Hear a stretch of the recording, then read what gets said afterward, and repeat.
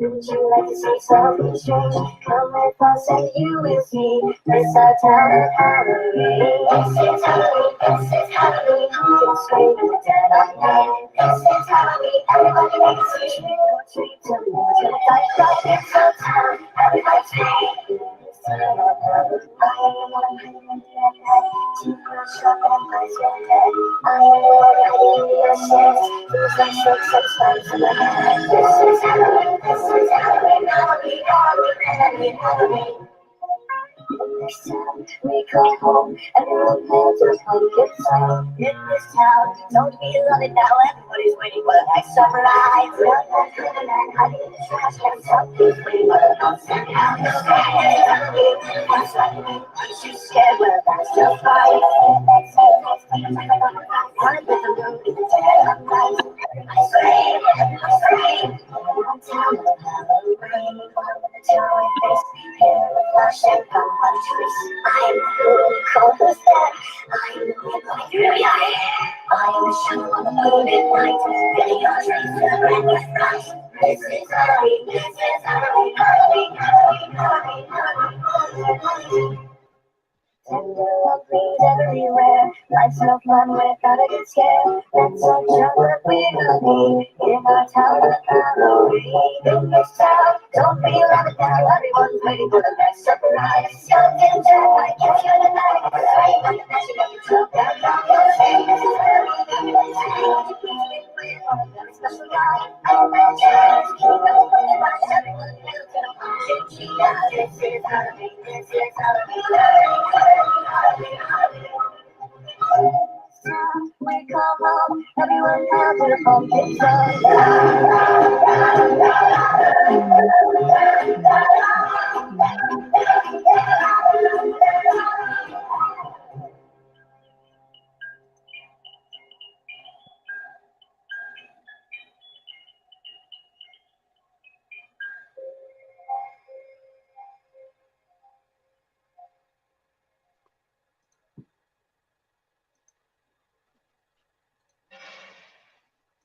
Salutations, ghouls and freaks. Welcome to this podcast, The Storm, where insane slashers, undead blood drinkers, all around crooked beans convene to talk and debate all things pop culture. With me, as always, is my co-host, the Mage of Madness, aka the Authenticator, Dalton L. Mortimer. Good evening and happy premature Halloween, everyone. Yes, and I am your host slash scarecrow impersonator, the brainstormer of pop culture. How's everyone doing this fine eve? Almost Halloween. How's Eve, I suppose. Yeah, well, it's sort of a give and take thing. Normally, we like doing it on the actual night of Halloween because it ends things off really nicely. But also, if we do it on the night of Halloween, we don't get to celebrate Halloween. Yeah, we have to make room for the show in between the various celebratory shenanigans. Right. I do have my drink though. Yes, I probably should have gotten one of mine, although probably not alcoholic, I assume. Yeah. How's everyone doing? Hello, Dragon Trolley says, "Happy spooky time, happy spooky time." Back to you, bud. Mm-hmm. So yeah, kind of a full night. So we are going to try and finish the article that we had started last week, which was the Halloween Unmasked: A Socialist Feminist History, which I will pull up now. We're running on 3 segments of this actually. 3. Yeah, because we didn't start it last week. We started it the week before last. Oh yeah. Huh. Okay. So we are going to kind of move a bit back to the beginning of this part because I think we got very sidetracked last time, which is we also don't know whether Corrupt will be here or not tonight. Hopefully, but then again, the Corrupt has a more compromised immune system than even myself, which is somewhat surprising, actually. Right. So yeah, this is the part called Slut Shaming and the Rise of the Sexy Costume. Like I said, we will we are starting kind of way back because I wasn't able to really find where we had ended. So Because there was a lot of sidebarring and chatting and whatnot. So no, yeah. okay. Yeah, so the United States has long since lost its place as the only dominant economy in the world. Since the 1970s, the United States has had to once again compete with the rebuilt economies of Europe and Japan, as well as newly emerging economies. Despite diminishing living standards, the consumerism of Halloween costumes. That makes no sense. Yeah, no. That makes no sense. Hold on. Yeah, no. Oh, sorry, I misread that. My bad. No, go ahead. Despite diminishing living standards, the consumerism of Halloween continues. Okay, my bad. I misread that. That's my bad.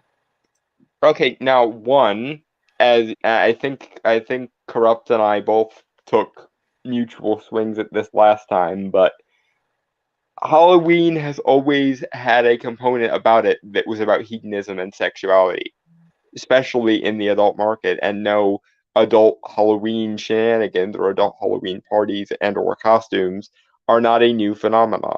There is documentation of it going back well into the Middle Ages and continuing all the way up through the modern period to the point that one of the most famous Halloween stories in modern history, The Legend of Sleepy Hollow by Nathaniel Hawthorne, was written at a time where the founders of the nation were still bloody alive.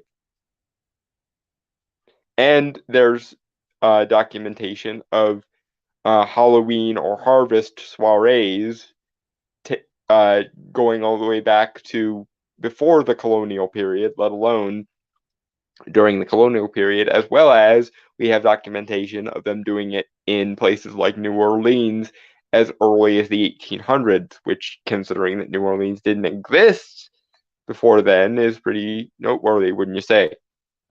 But yeah, Halloween has always been a time of hedonism, sexuality, debauchery, and just general rabble rousing.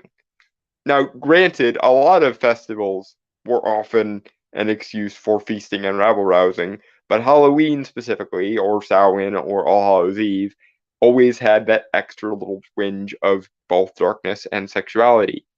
For Halloween, or All Hallows Eve, or Samhain, has always been about venerating and reveling in the darkness, just as Christmas or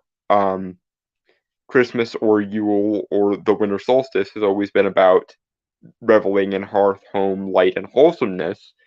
The harvest time has always been about darkness, death, and the veneration of the darker aspects of human nature, up to and including the animalistic, predatory, and hedonistic parts of our nature. For the dark and light always must be balanced, and that's always been a thing for as long as human civilization has existed, and considerably before that. As in, we have documentation, or at least some indications, that the Neanderthals also engaged in such practices. Granted, there were differences from culture to culture and from nation to nation and from time to time, but the thread that runs through all of them is a fairly continuous one, which in and of itself is noteworthy when you consider that we don't really have that well documented of a continuation for a lot of things, but we do for holidays.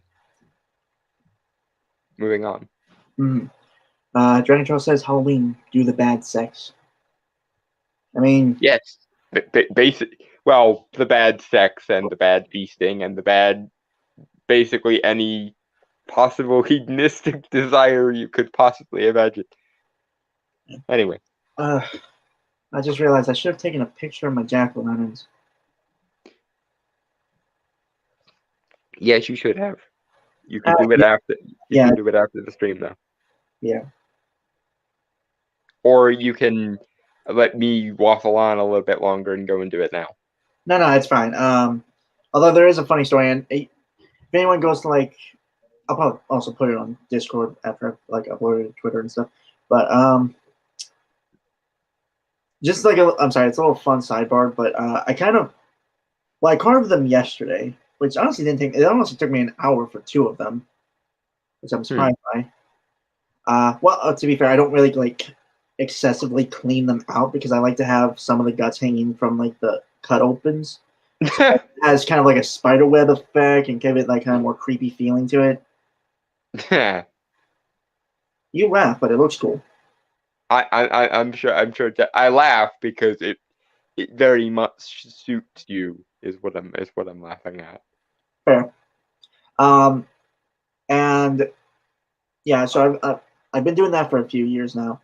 And I started trying to make one look like, and Don's gonna give me a look because he knows it. Kind of cut up Jack O' Lantern to look kind of like Casey Jones' mask, like classic Casey Jones mask. Ah. Hmm. Unfortunately, I kind of fucked up with the one I currently. I accidentally cut off one of the pieces, so I just kind of made it into one giant smile. I cut off the bars that would make those little slits for like the mouth. So yeah, and that was Cue he, cue Heath Ledger's Joker going, let's put a smile on that face. yeah. Um, so yeah, that's what I did yesterday. If anyone was curious. I still don't have like the cobwebs that you would put up.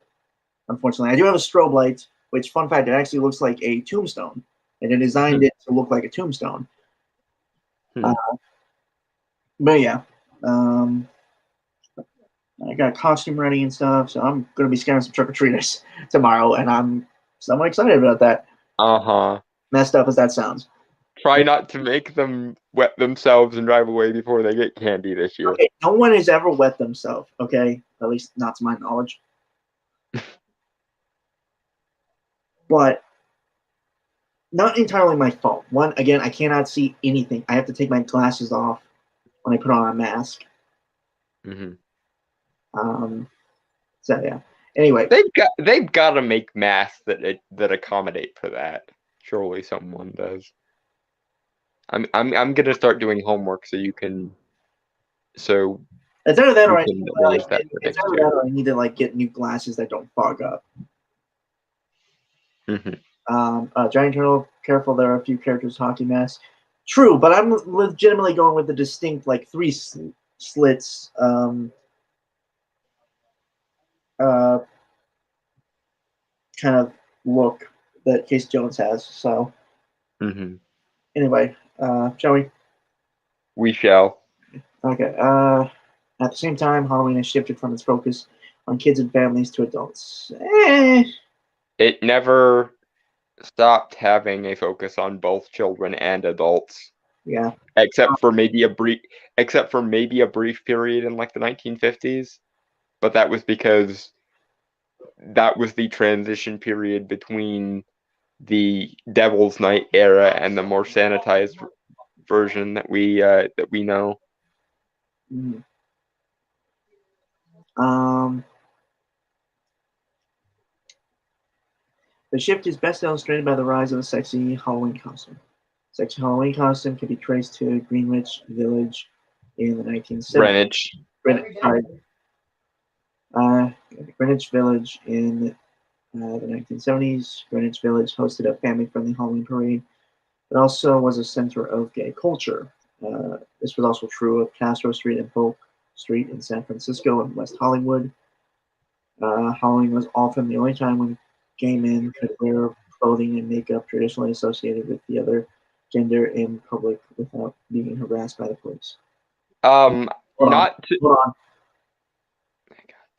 Sorry, it's just one sentence. Mhm. The LGBT community pushed the boundary of sexualized gender bending costumes. Okay, there you go. Okay, thing the first, that may have been the first cases of commercially available sexy costumes, but it in no way is the beginning of the sexy costume in general. Have you never heard of the concept of a masquerade ball? And when do you suppose the masquerade ball was the most commonly meant to happen? Hint. There I mean, I shouldn't even have to put two and two together for you. Halloween is the time when people universally wear more masks than usual. Most of the original masquerade balls were set during or around Halloween type festivals. Hadoy.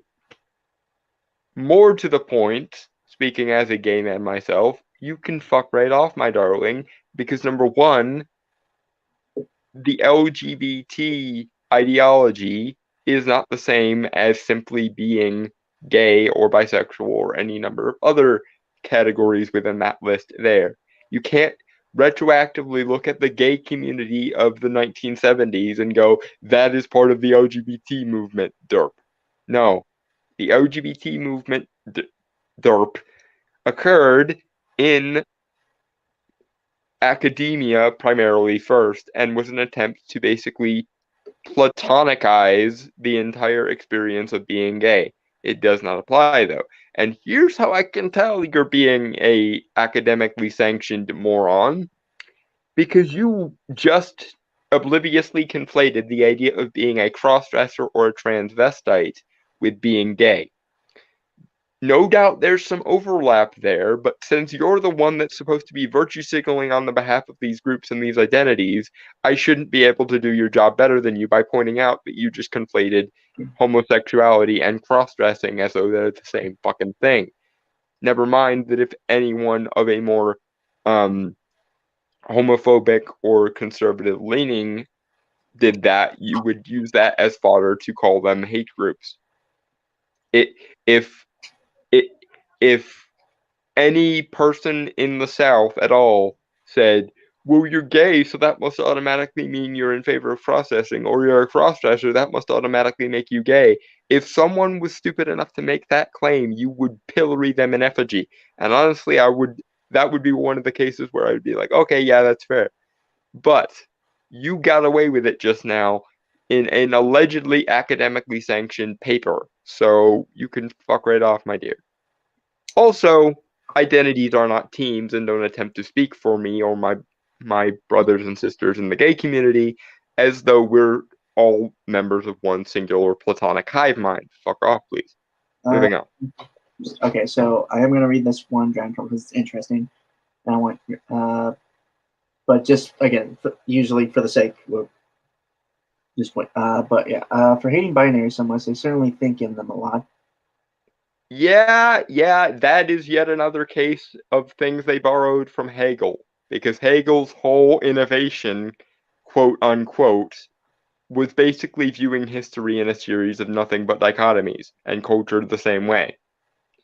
And then a bunch of people basically in the Hegelian framework just swapped out whatever dichotomy they wanted to talk about and minimized the other ones. Marx and Engels did it with economics. The Frankfurt School then went and took Hegel's original historical dialectic, mixed it with Marx and Engels' economic dialectic, and combined them, and also threw in a bunch of other aspects, namely the sciences, both hard and soft, and history in general. There's also a group known as the neo-historicists who made it a habit of doing that in literature, who do also have their roots to some degree in the Frankfurt School, but aren't directly associated with them specifically. So, in other words, this is yet another case of blame Hegel for everything that went wrong in the last 200 years, philosophically speaking. Fucking dichotomizing asshole. All right, moving on, right? Yes, go on.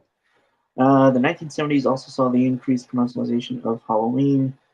The 1940s and 1950s saw the commercialization of children's costumes and trick-or-treating, but the 1970s expanded this into the adult market. Sexy costumes have become so popular that since the early 2000s, they have made up 90 to 95% of the female costumes.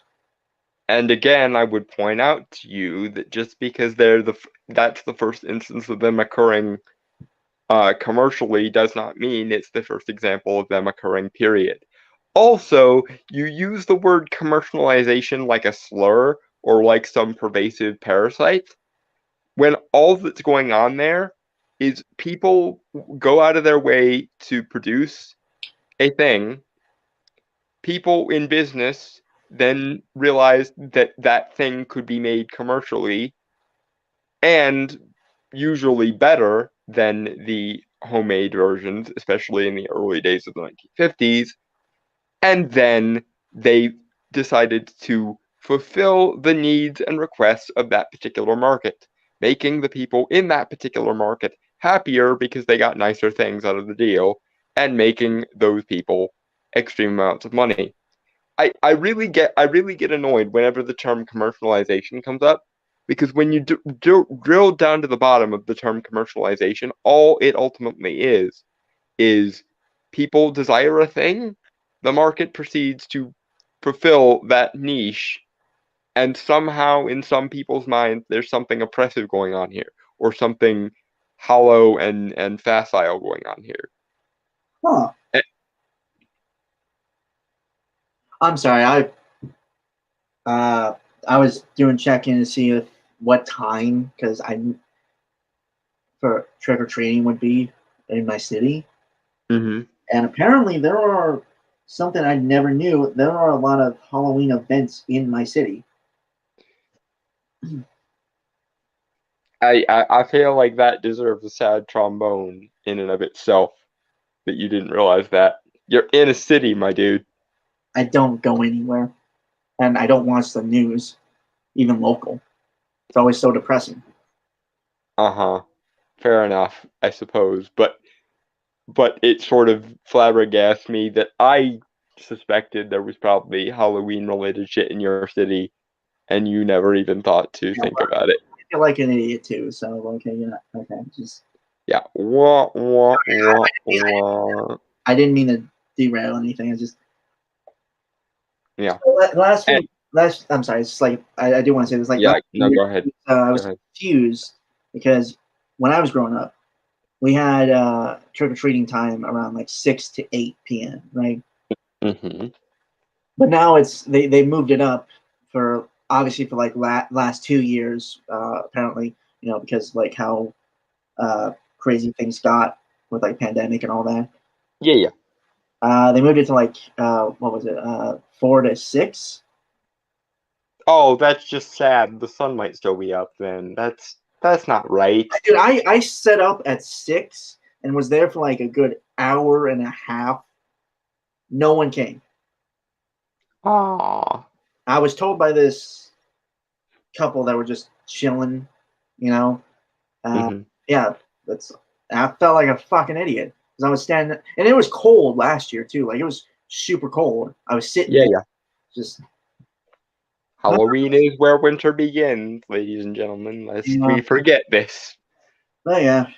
So I don't know if they're still doing that or they're moving it back. So I'll have to get up kind of early and get stuff prepared. I got the candy, so Mm-hmm. yeah. I've actually never set out for trick or treaters. When I move to my own place, assuming that I do get moved to my own place like I plan to, I want to next year make sure that I do. Because my thing is, I've always wanted to make old-fashioned soul cakes for trick or treaters and a bunch of other homemade candies. Because that's something that bothers me about modern day Halloween that I will actually bitch about is I wish there was more focus on homemade treats rather than commercial ones. Yeah, because you can buy Be- that anytime you want, right? Like I get the sentiment. I can't. Well, that and it's just the effort and the speciality of the day is Yeah, important. that's okay. That's completely fair. I can't do that one because I don't know how to cook or bake. Mm-hmm. If I try to do it, I'm more than likely set my kitchen on fire. Uh-huh. Uh, I But get. but nevertheless, my mom has never really made a thing out of people trick or treating, and nor do I really expect her to. But when I get my own place, I'm going all old school history nerd on that bitch Yeah, because yeah. Uh, anyway, sorry, that was weird tangent there. uh-huh. Anyway, anything else or No, moving on. okay? 1970s also saw the increased commercialization of Halloween. No, did I already read that? You did. Okay. Yeah. Okay. Sex costumes have become so popular that since the early 2000s they have made up 90 to 95% of the female costumes. As a whole, adults in the U.S. spend 1.4 billion on Halloween costumes. Yeah, because people like having nice things, and people are willing to pay for nice things. It's not sinister. As mentioned earlier, costumes have been a long part of Halloween celebrations. Originally, Samhain costumes were not sexy, as they were meant to confuse the souls of the dead or otherworldly creatures, which is something that this author always tends to forget that.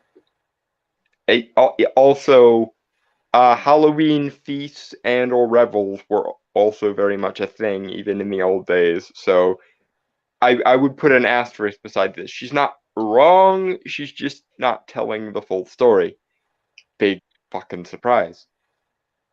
Right.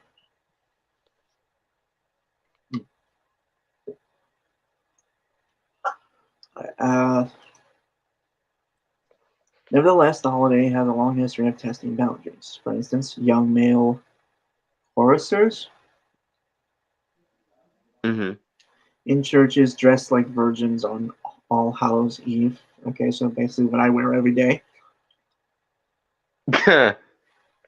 The supernaturally obsessed Victorians dressed as creepy characters such as bats and ghosts, but also exotic characters such as Egyptians and gypsies. However, these parties were mostly for the upper class who had the leisure and means to host Halloween. Yeah, I mean, okay, that because Romani and Egyptians were both heavily associated with the supernatural. Did you forget that this was during Mummy Mania? The Victorians were absolutely mad for Egyptian culture specifically because of its supernatural um, connotations, as well as at the very least the aesthetic of Romani culture. Granted, the historicity of a lot of this is questionable, but that you can blame on the Victorians for being Victorians because the Victorians screwed over everyone's history and mythology for the most part. There were some that didn't, but by and large, the Victorians were fond of just making shit up. That's why Cherubim went from the warriors of heaven to the little babies that you see on like Valentine's and shit. That's why fairies went from the incredibly intimidating high Aoshi or high Tuathaig to little Tinkerbell things, and so on and so forth. It's because the Victorians were simultaneously obsessed with the supernatural, but also wanted to sanitize and make it safe, for they were morons, and therefore you went from old Slavic fairy tales, for example, to Grimm Brothers, and then eventually to Disney. But I certainly agree that the Victorians over sanitized everything, but that's another thing you're going to have to take up with the Victorians. Moving on. right. Sexy maid costume also originated during this time period among an upper class who actually had maids. Maids themselves were sometimes expected to perform sexual duties as part of their employment, so the sexualization of the profession was not much of a leap. Expected is a bit overstating your case here, my dear. Yeah, Some did, and some encouraged it because they realized they could get more money for doing so. But that, once again, reminds you that the people in question had agency, and you don't like that. You want to tell an oppressor-oppressed story instead of a housemaid being crafty and seducing her employer story. No matter how much more likely the latter is than the former.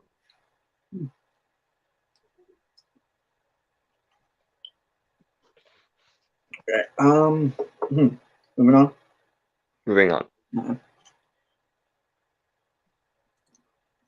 After World War II, when Halloween became more of a children's holiday, adult costumes weren't particularly sexy. This matched the conservative atmosphere of the day. In reality, the 1950s version of Halloween was an aberration from the more adult-centered history of the holiday. At least you admitted it, but you don't really. But even as you're admitting it, you don't realize that you just fucked up your own case. But more to the point, Halloween didn't really become a children's holiday. It became a family-centric holiday. And again, this was to counterbalance the previous decade's worth of Devil's Night, where it was a night of anarchistic debauchery and vandalism. No, so that might be what The Crow took inspiration from then. Well, the Crow took inspiration from a lot of things, and again, in the mythology of the actual comic, the Crow is a Native American spirit, but that's not here nor there. Moving on. That's a movie I need to watch for Halloween. I unfortunately, once again, am struggling to find Trick or Treat, but I have Trick or Treat on Blu-ray now, so if worse comes to worse, I can still watch it. Because a Halloween will not pass without me watching Trick or Treat, for it is the best Halloween movie. You know? Yes. Right. The social space for sexier costumes was really opened up by the feminist movement. Legalized birth control and abortion enabled greater exploration of sexual boundaries in the 1960s and 1970s. Thus, costumes began to push the boundaries of sexiness, but also violent gore, as these things appeared in popular culture. Since then, the sexy costume has exploded to the degree that sexiness has moved towards irony with costumes such as sexy lobsters, sexy peeps, or sexy Sesame Street characters. Oh, God. I'm glad I haven't seen that. Well, that's a brain aneurysm for another day. But you harridans with your sex negative, the male gaze is victimizing everything and everyone at all times, and the patriarchy is oppressing everyone at all times, do not at any point get to take credit for the sexuality of Halloween. Not ever. The most you can say is that you restored the sexuality of Halloween to its proper place. And even then, I'm tempted to go so far as to say it would have happened anyway, with or without you, especially as the TradCon family values satanic panic slash Red Scare mentality was bound to fade one way or the other. But no, you people do not. Feminism does not have anything to do with the emergence of the sexy costume. That, dear, goes back to the fundaments of human nature and the fundaments of the forces of Halloween.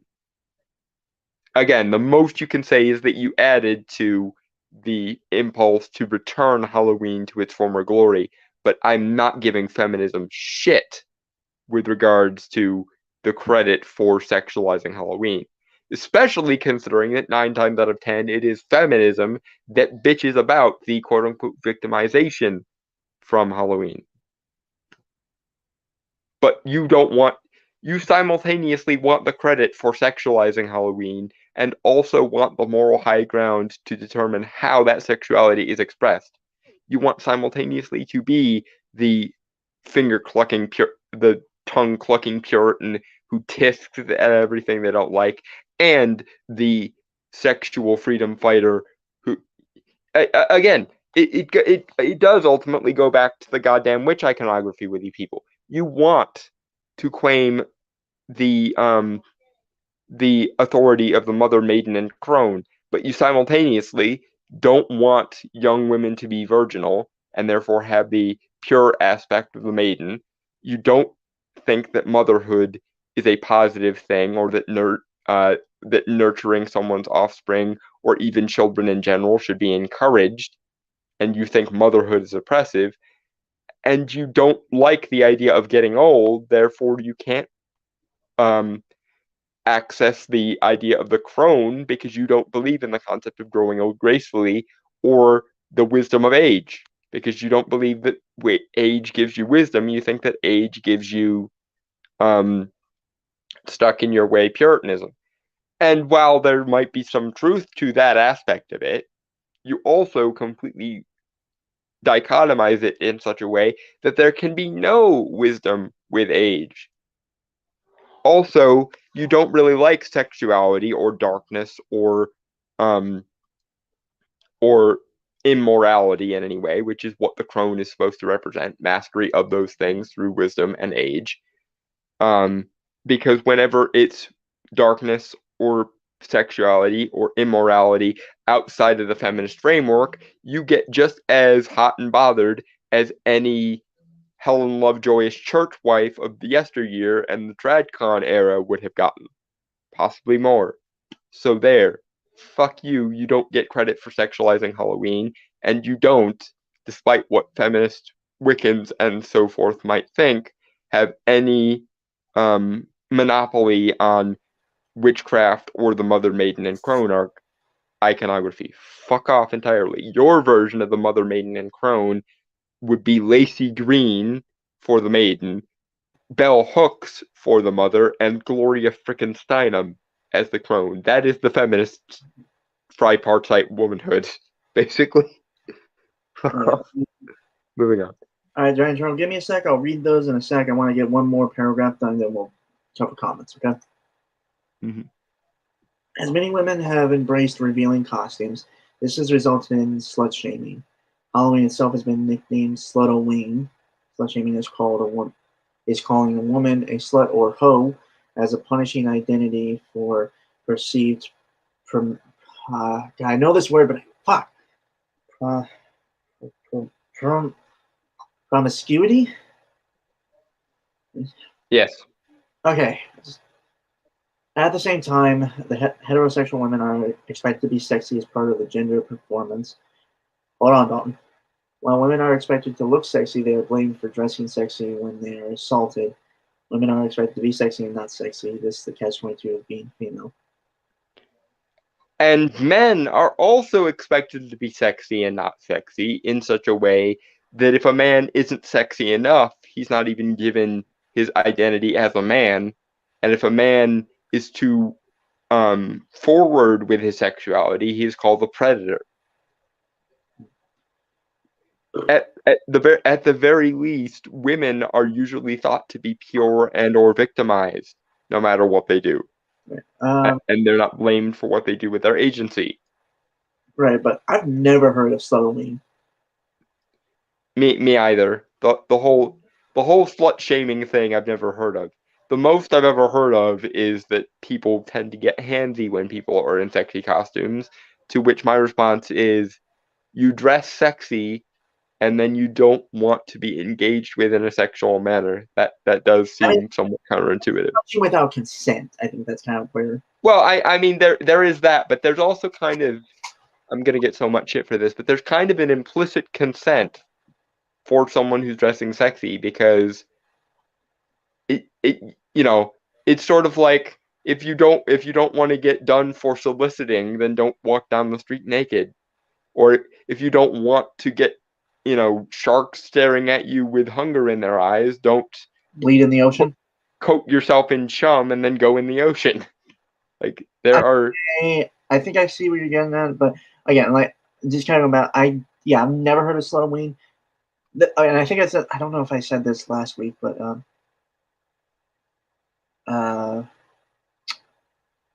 what was it? To be fair, I don't really like slutty costumes just because, like, they don't really have creativity to them.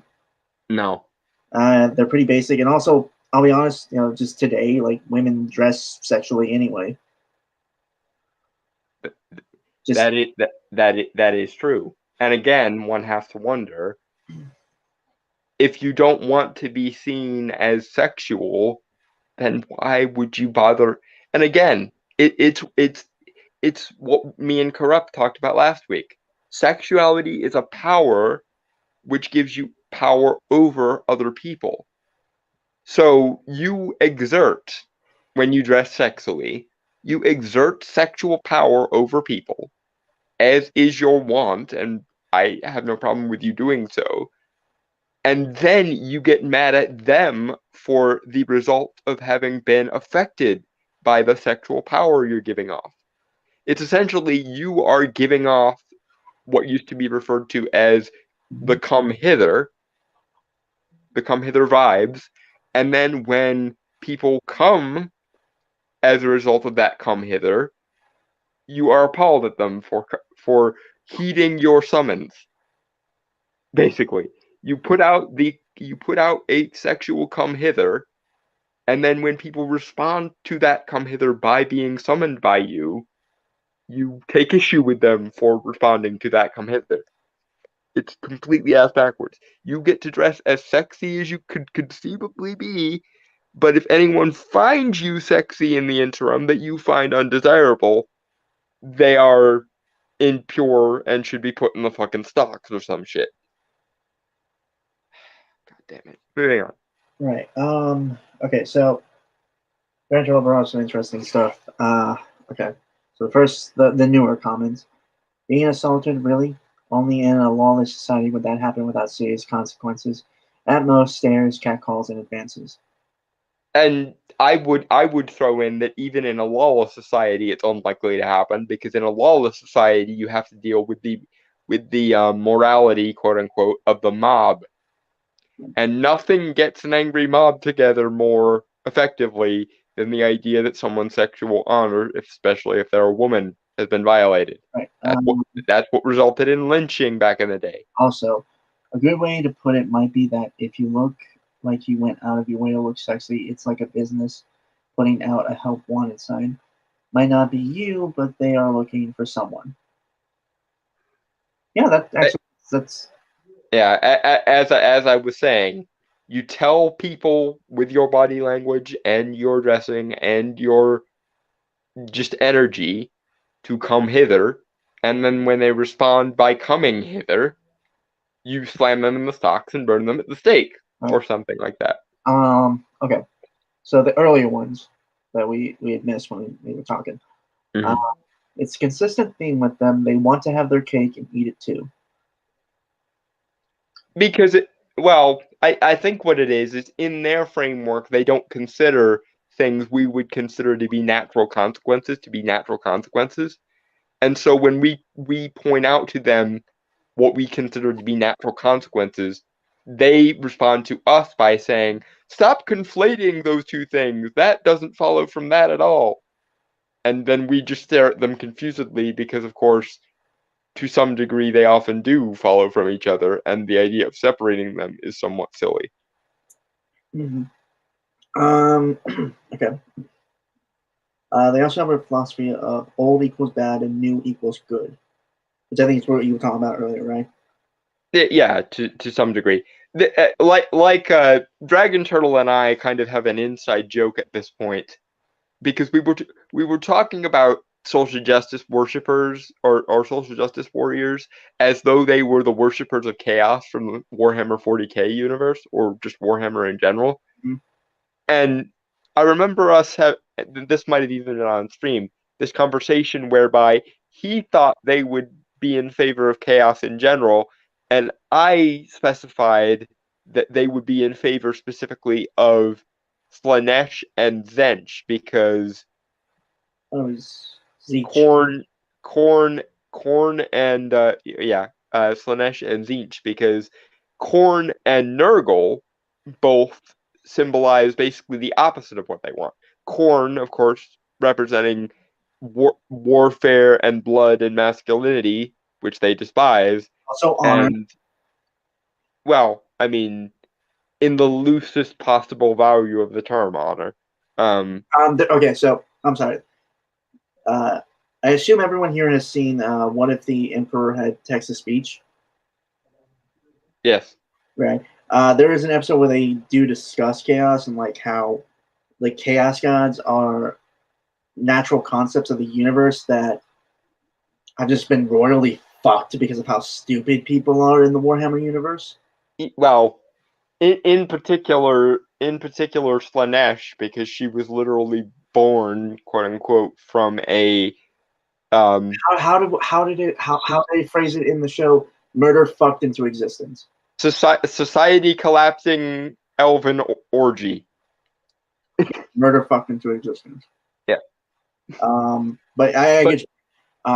But nevertheless, my point is that despite how very much like chaos worshippers social justice warriors are, they're specifically the followers of Slaanesh and Zench, Zeech. and they would hate, and they actively despise Khorne and Nurgle, because Khorne and Nurgle are basically the apotheosis, literally, of everything they hate. And very much you could make the argument that the severely tradcon varieties of people are, your fundamentalist Muslims, your fundamentalist Amish, etc., are worshippers of Khorne and Nurgle who hate Zench and Slaanesh. So essentially what you have there is two chaos factions fighting each other. Also, due to the nature of the warp, a chaos god will never be satisfied, and anything can be taken to an extreme and become negative. Yeah. I mean, it would. Some things, though, it would take a lot to twist them into a negative. Like, I'm gonna use an example that Arch gave when he was describing how demons work within the warp. He used the example of Santa Claus as a warp demon. And honestly, I would find it very difficult to imagine a Santa demon getting too far out of control in terms of warp identity. Not saying it's impossible, but it would be difficult. Right. Anyway, so Moving on. Shaming is a way for men to control the conduct of women, and for women to police the conduct of other women. Okay, that last part I kind of agree with, because when I was looking at our last one to see where we had stopped, I did see Jagged Charles comment about how it is women that slut shame other women usually. Yes, they do. But here's the other half of that, the missing part that you are not at all paying attention to, my dear, which is that women also shame men quite a lot. Yep. Historically, there were entire laws that only affected bachelors. There, at one point, someone proposed a bachelor tax. During World War I, there were the white feather and white ribbon campaigns, where women would specifically go to people who dodged the draft and give them a white feather or a white ribbon, at which point he would be mercilessly mocked and shamed both by women and by other men.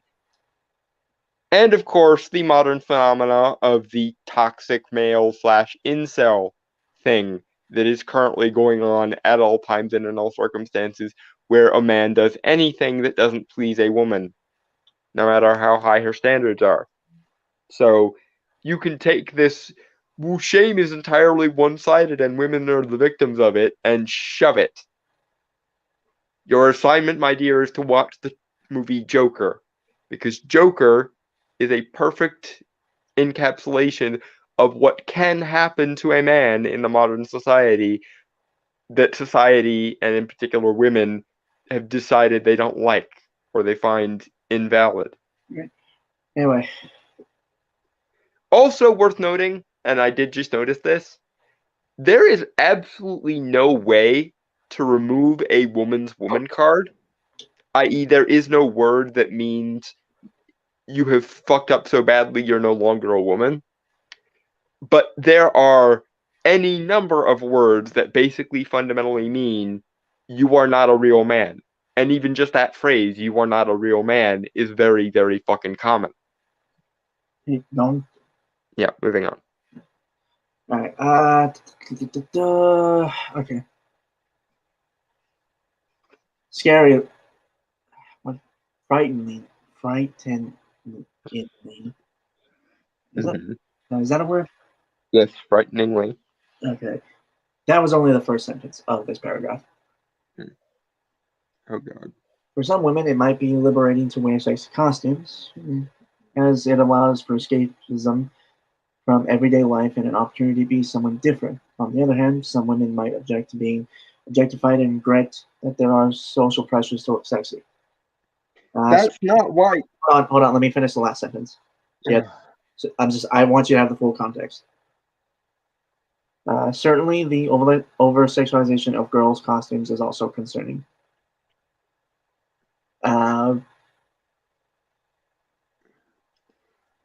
Okay. One, that's not why women wear sexy costumes. Women wear sexy costumes because subconsciously, intuitively, or whether it's consciously or not, everyone understands the notion that in general, sexuality is a power for the person being sexy. And people like the consequences of wielding that kind of power. It's nothing to do with escapism, it's nothing to do with everyday life. It has to do with the fact that everyone intuitively, at least, or subconsciously at least, understands the notion that sexuality is a power to be wielded. And people enjoy wielding the power, and people like it when other people wield the power over them. That's why sexuality is both one of the most dangerous and potentially the most egalitarian of all powers, because the people who wield the power of sexuality like wielding it, and the people who sexuality gets wielded upon like having it wielded upon them, generally speaking. But that also means that very few, if any, are going to actually try and regulate it in any meaningful way, and the ones that do are often so draconian that even the most quote-unquote moralistic person you can imagine is likely to eventually tell the prudes to go fuck themselves. In my opinion, for the better, but also, are you acting as though there aren't male sexy costumes? Or are you just ignoring the fact that for most men, the sexiest thing they can do generally is either wear a suit or some other icon of status, or to remove their shirts entirely. I actually went to a Hot Topic during Halloween. I know that, God, that sounds like the most edgiest fucking thing ever. It does. It does, in fact. It sounds positively cringy, actually, but go on. I won't lie. I went to a Hot Topic, not regularly because it was at a mall that I would have to drive to, and this was years ago, like back when I was in high school. Mm-hmm. Yeah, they had a whole costume section for Halloween, right? I can't tell you how many like sexy fireman costumes I saw. And how many of them were actually wearing shirts and not just like the yellow vest things? Or no, it was just pants with red suspenders, I think, and the fireman hat. Yeah. Basically looking like male strippers. And none for the record, none against male strippers. Obviously, just not my thing. None against any kind of strippers, to be honest. I'm a full on legalized prostitution sort of person. Yeah, no, that's just me. Like yeah, this feels like I'm just trying to backtrack on what I said, but no, I don't really have anything against sex work itself. It's work. It's honestly a lot more honest than other forms of work.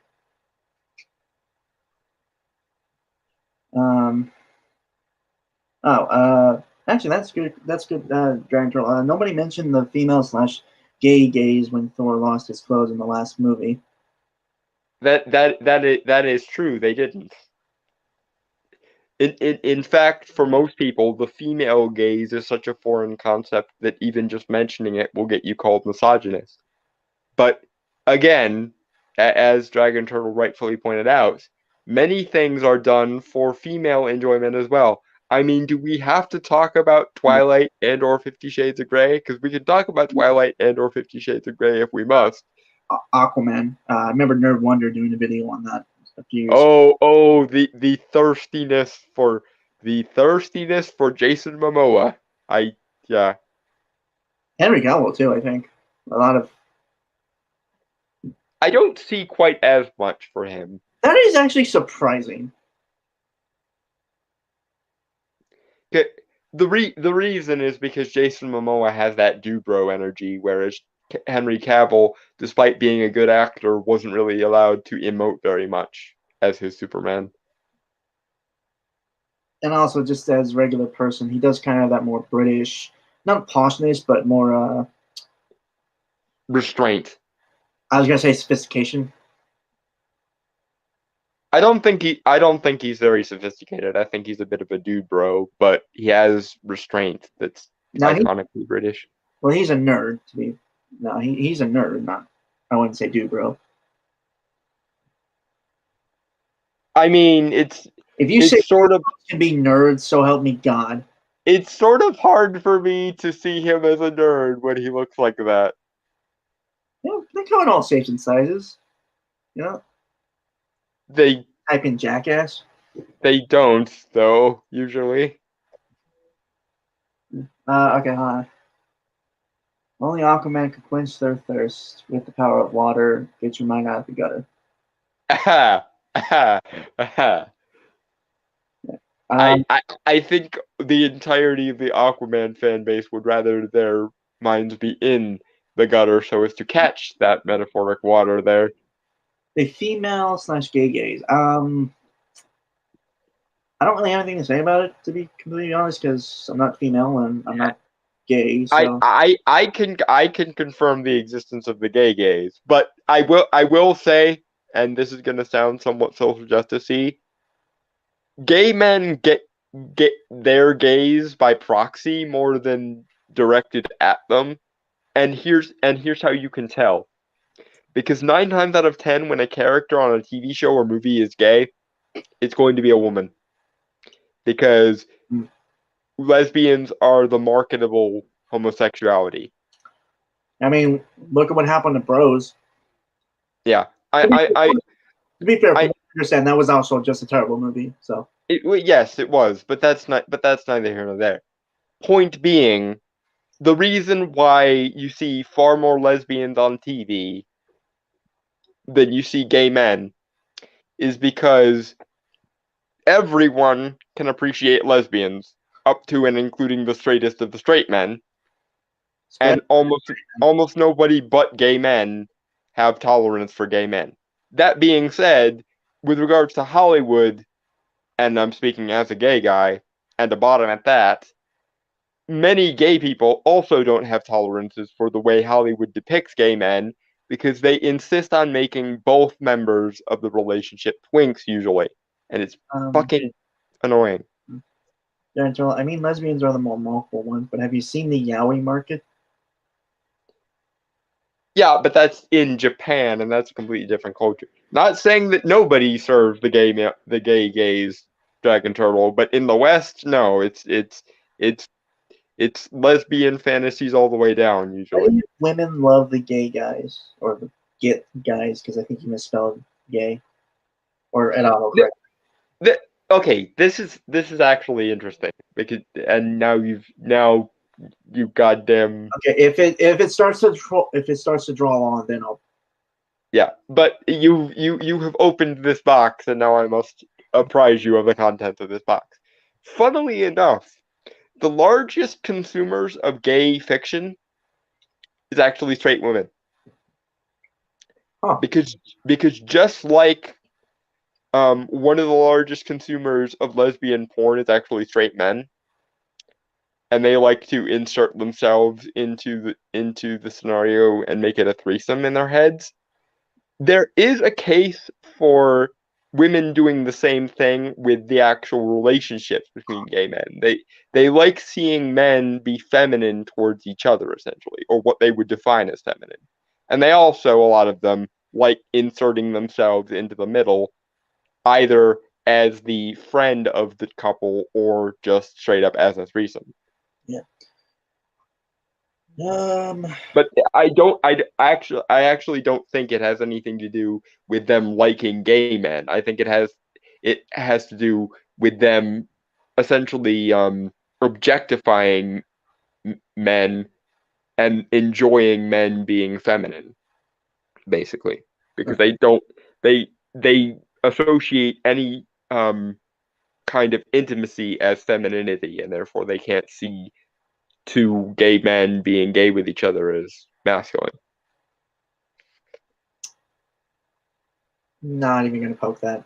Let's move. Yeah, moving on. All right. Irrespective of how a woman chooses, irrespective. What is that? It basically means regardless.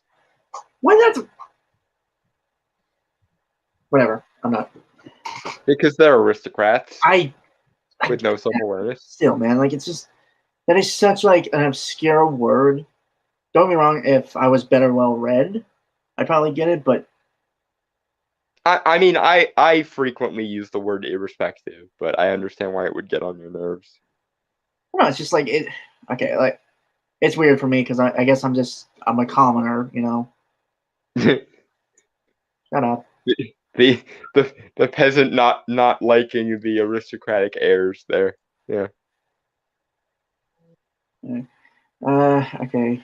Irrespective of how a woman chooses to dress, she should not be slut-shamed because what she wears does not reflect her sexual desires or ask for sexual advances. Slut-shaming is harmful to women because it justifies the sexual assault of women. Hold on. Let me just read the last two sentences. At the same time, embracing slut isn't necessarily empowering either. Once again, there's another catch-22 of being female. It can be disempowering to embrace slut and shaming to reject it. God damn it. That is, And what about any of the men who also are up a canoe without a paddle with regards to their sexuality? I have, I mean, this is kind of my thing. Like, this is like a personal thing with me, and like, I'm like the thing of like sluts and those. Well, it depends on how you define slut, I suppose. I personally don't see anything wrong with the term slut. And I don't even honestly hear it as a gendered term because I've met many gay men who are sluts Yeah, that term has been and who call each other sluts regularly as well. Yeah, I've heard that used by both. It's a general term of like, people who sleep around constantly, right? Uh-huh. Right. Or who just enjoy lots of sex.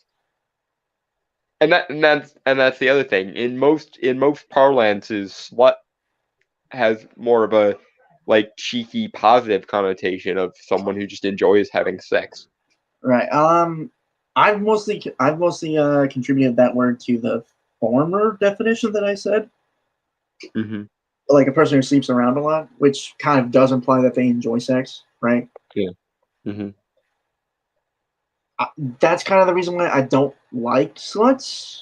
Not like I hate them or anything. It's just like, to me, because I'm more of a guy They who, don't commit and they are prone to just loving and leaving. yeah, not even money. Just it's just like, so like, again, to me, it's like I'm more of like a The person. one night stand phenomena. Yeah, I could never do a one night stand. So Yeah, I don't like it either. It the very concept of it annoys me actually. yeah, but yeah, like slut again is not really a gender term, and also hold on, giant troll. I see slut as a negative term, but that's because I associate it with tamper promiscuity, which I find is a negative for themselves and everyone if not careful with STDs. I think that's fair. I mean, yeah, that's I don't really have any problem. I'm just saying that I don't and have never really seen I the mean, like, word slut as a negative. my whole thing is like, you do you. I'm not going to judge you for it.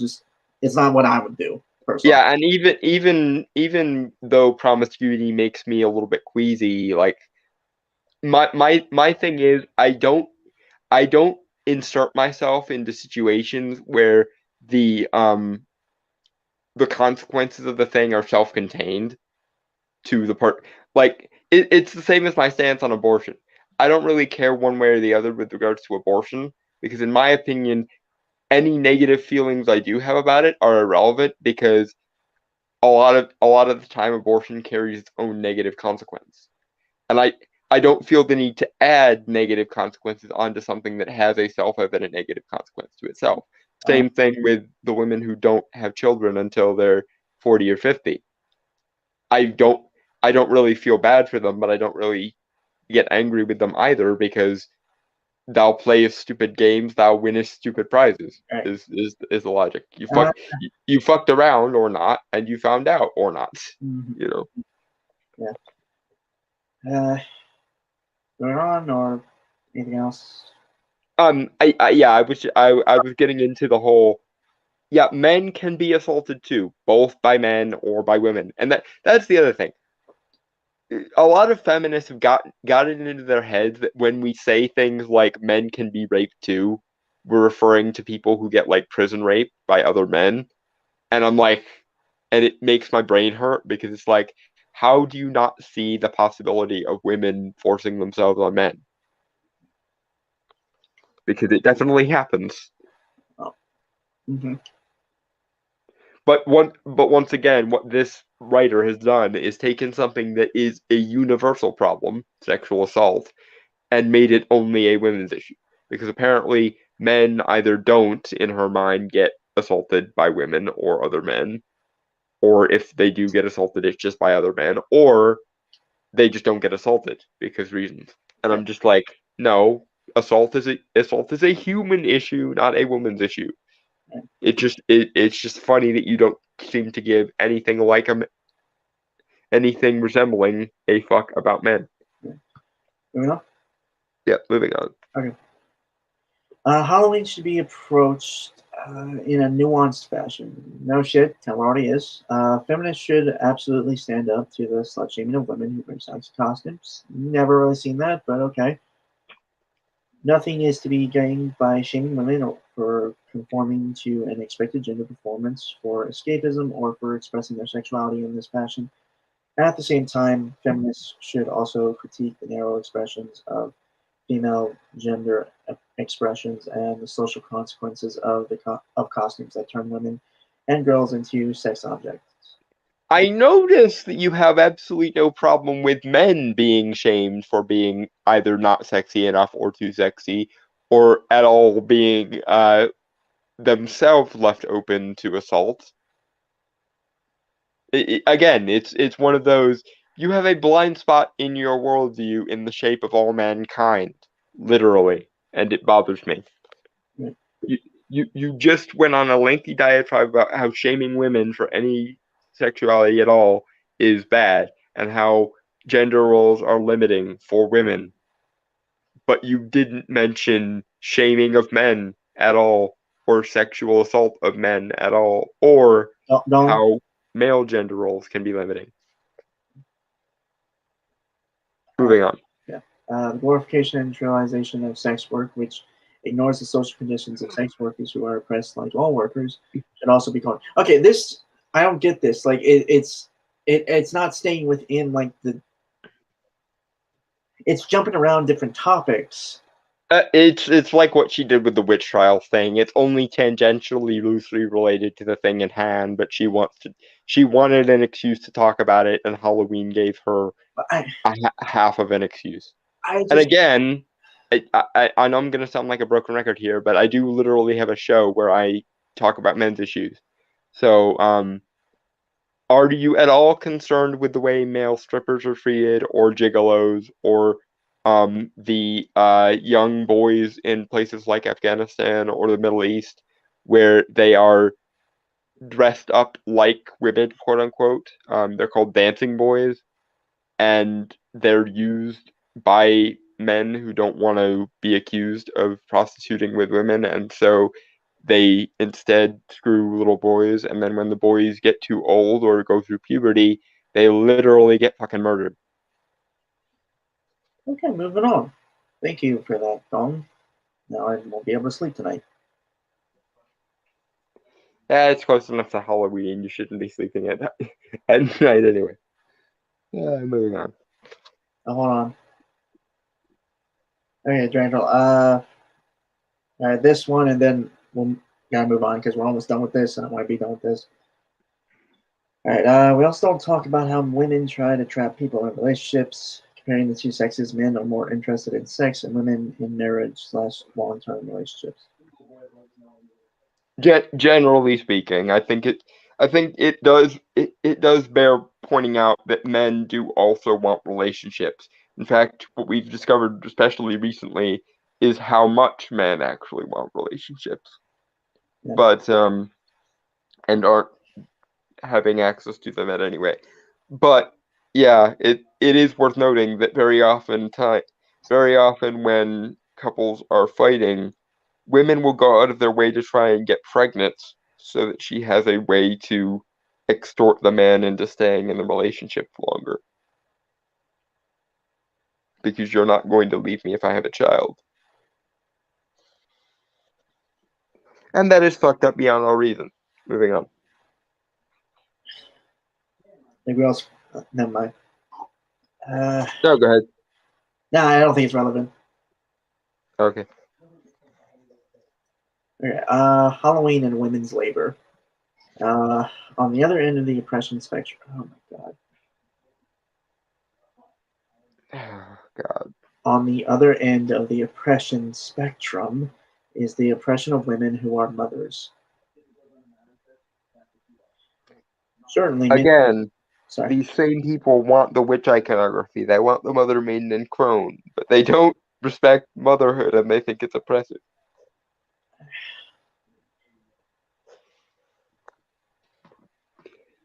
And they don't respect virginity, so no maiden either. Oh, They- General, when I tried to say comparing the two, each want one more than the other, but still usually do. Yeah, that's I just wanted to make sure because one of the stereotypes I find the most hurtful to men in general is that oh, men are just after sex. They don't actually care about the people they have sex with, derp, Yeah, which is bullshit. I think I've talked about this like ad nauseum, like especially in our Valentine's, well, like our February months, of like Hmm. kind of what I always looked for, which is a long-term relationship. Yeah, and I agree. It's just that I seek out that long-term relationship with other men. Yeah. And hopefully someday I will find a man who I actually can tolerate for more than 2 seconds romantically and will find someone that I actually care about. But not today. Moving on. Certainly, many adults have fond memories of creative costumes, trick-or-treating, and parties. The majority of these memories are possible because of the invisible and unpaid labor of women. Mothers are not paid to make or purchase costumes. They are not paid to take children trick-or-treating. Women are not paid to make home and candy, caramel apples, or cookies, or spend time purchasing them. These are the labors of love that women do for children because it is expected of them. Or they just love their fucking kids. Yeah, or they want to and go out of their way to do so because it's enriching for them and their children, and also probably their husbands and fathers. Also, this idea of women not being paid for motherhood. What the fuck do you call paying for the house and the amenities and any number of other specifically female accoutrements from makeup to tampons to anything else? Not to mention whose money went into purchasing all those groceries, because it's usually the father, by the way, but never mind. Um, okay, give us a second, Dragon Turtle. I want to get through like maybe a couple more of these. Children can really appreciate the magic of these memories because childhood is simply created by women to consume and enjoy. Often, these cherished memories represent the exploitated labor of women. Okay, hold on, don't before because I know you're going to say something a lot more intelligent and. You cut yourself short, but I will abstain from Well, no, speaking. it's just more, like you'll be more articulate and have a lot more. Like I'm just a lot more put into it. I'm going to detail Spurg this, but go ahead. Um, okay, one, children often don't know how much their parents do for them because they're too busy living life at that time. Because life at that time is very free, very like They're a bit busy developing into people, yeah. and Thank you. that doesn't leave a lot of time left over a lot of time. Right, and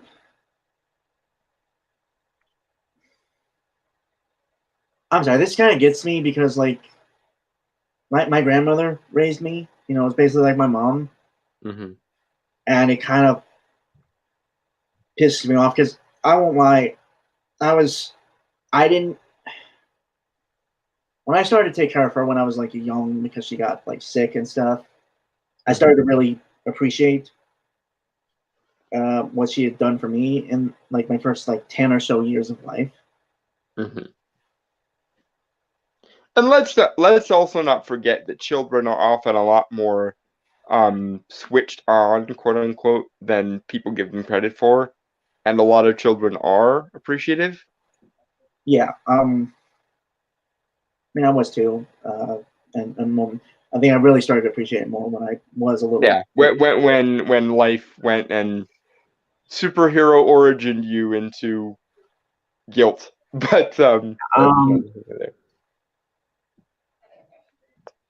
but this doesn't just go with like mothers or women or like parents themselves when they have kids are often underappreciated by those kids for a time because they mostly try to hide the work they do so the kids Yeah, they don't want the children to feel burdened or guilty or like they have to pay it back.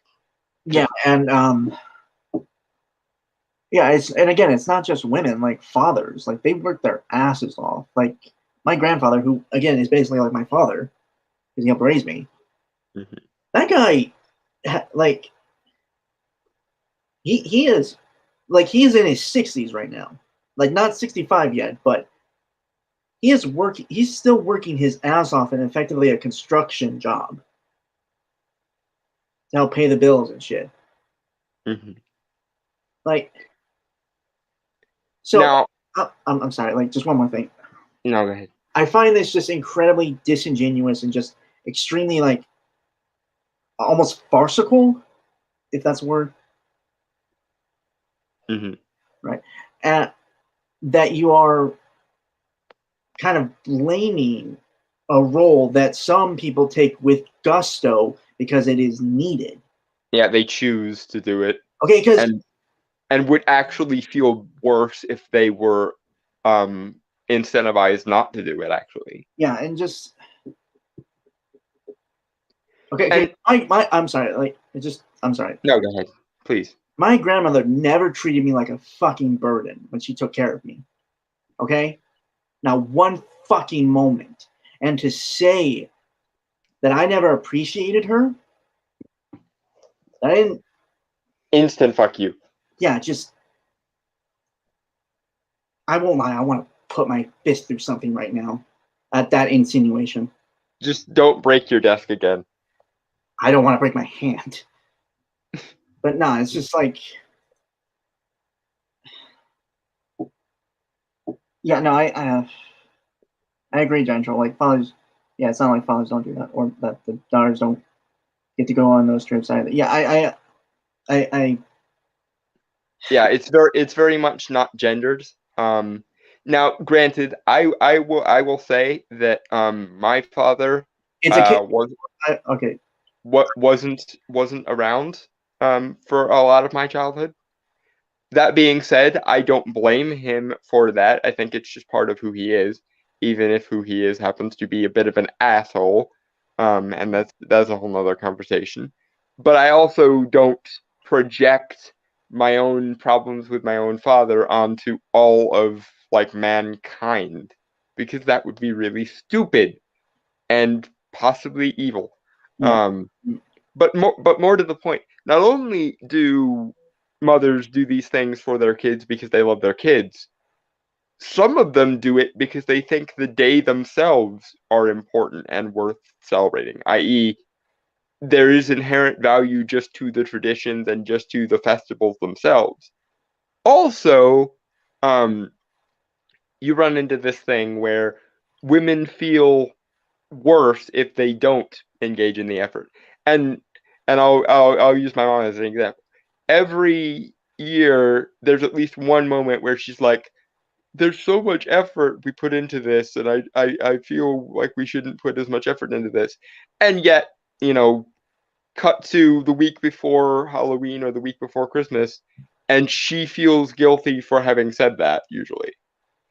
And don't get me wrong, usually we tell her she doesn't have to feel guilty, but at the same time, these days are important just by themselves, and that they do deserve to be respected just by themselves.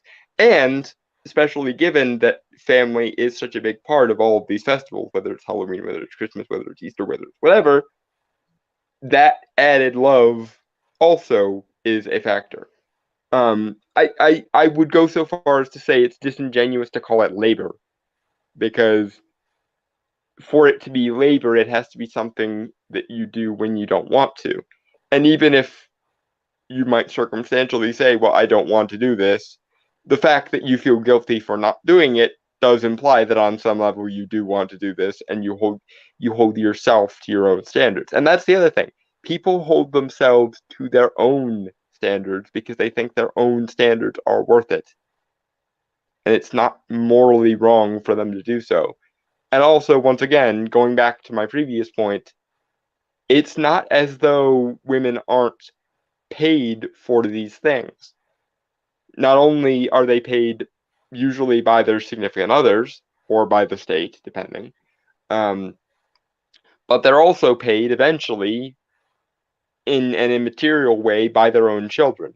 Because when children come of age enough to appreciate these things, they feel, even if it's not guilt tripped into them, they feel a desire to pay it back.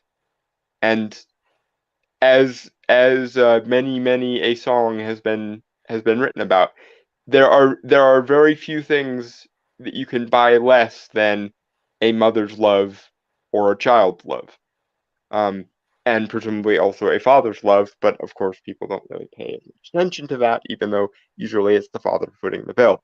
Again, not in my case, because for most of my childhood, I had a stepdad, and my dad was off doing his own thing, and that's another thing entirely. But in most cases, the parents fit the bill for the child in the hopes the child will have a meaningful and worthwhile childhood, and also adulthood, if we're being honest, because this mythical hard line between adulthood and childhood also isn't really a thing when you get right down to it.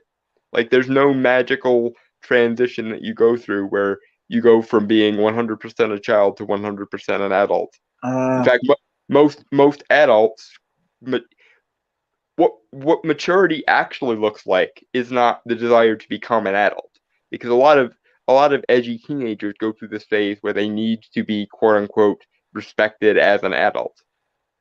And what you universally find in those cases is how childish that idea is.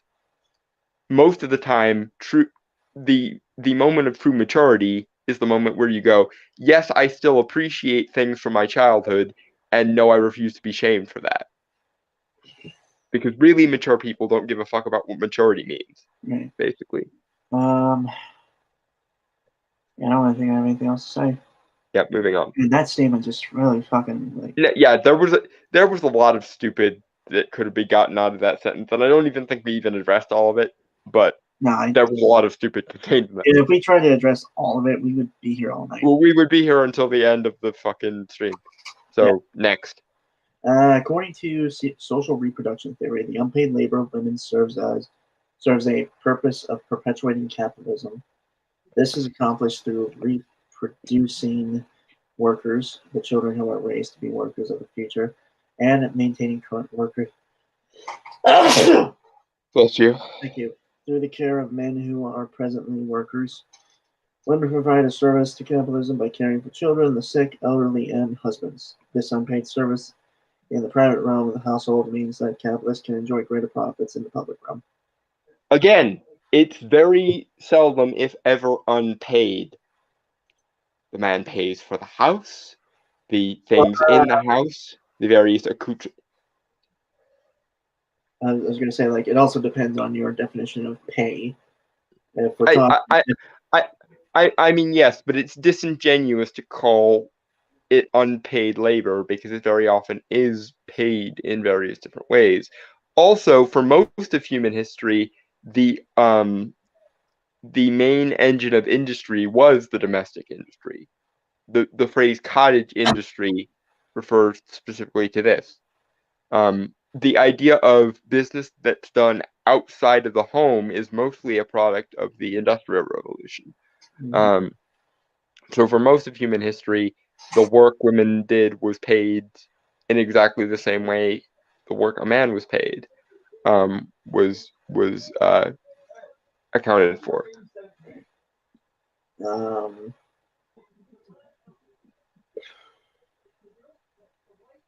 Anything else, or move on? No, it's just I hate this idea of unpaid, and also, do you think that family units can be dumbed down to reproducing workers for the next generation? Because I'm pretty sure every parent in history would take issue with you for that. Because people, I don't know if you know this, but they are individuals with their own individual motives and individual emotional and intellectual attachments to things and people.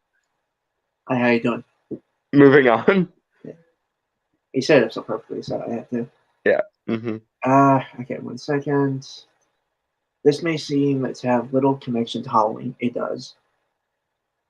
I mean, it does have little connection to Halloween, is what I meant. Yeah, the subject matter is being stressed beyond all reason here. But I believe we've touched on articles before where people have done this argument about Christmas, so I can see where they're coming from with it. Oh god, we have 1 more month till Christmas. At least your birthday is in the middle of that month. Yep, I know. Okay, so this may have little connection to Halloween until one considers the ways in which holidays extract enormous amount of unpaid labor from women, especially mothers. While holidays are meant to be fun and may even result in time off of work, women do not enjoy time off of work if they are expected to create costumes, holiday meals, decorations, treats, or parties for children or family members. Okay, Expected implies it's involuntary. It's not. It's very, very not. yeah. Also, to I in today, I don't think a lot of mothers, unless like the really good ones and the really the ones that are like super into Halloween, I think, uh, don't make costumes. They just go out and buy them.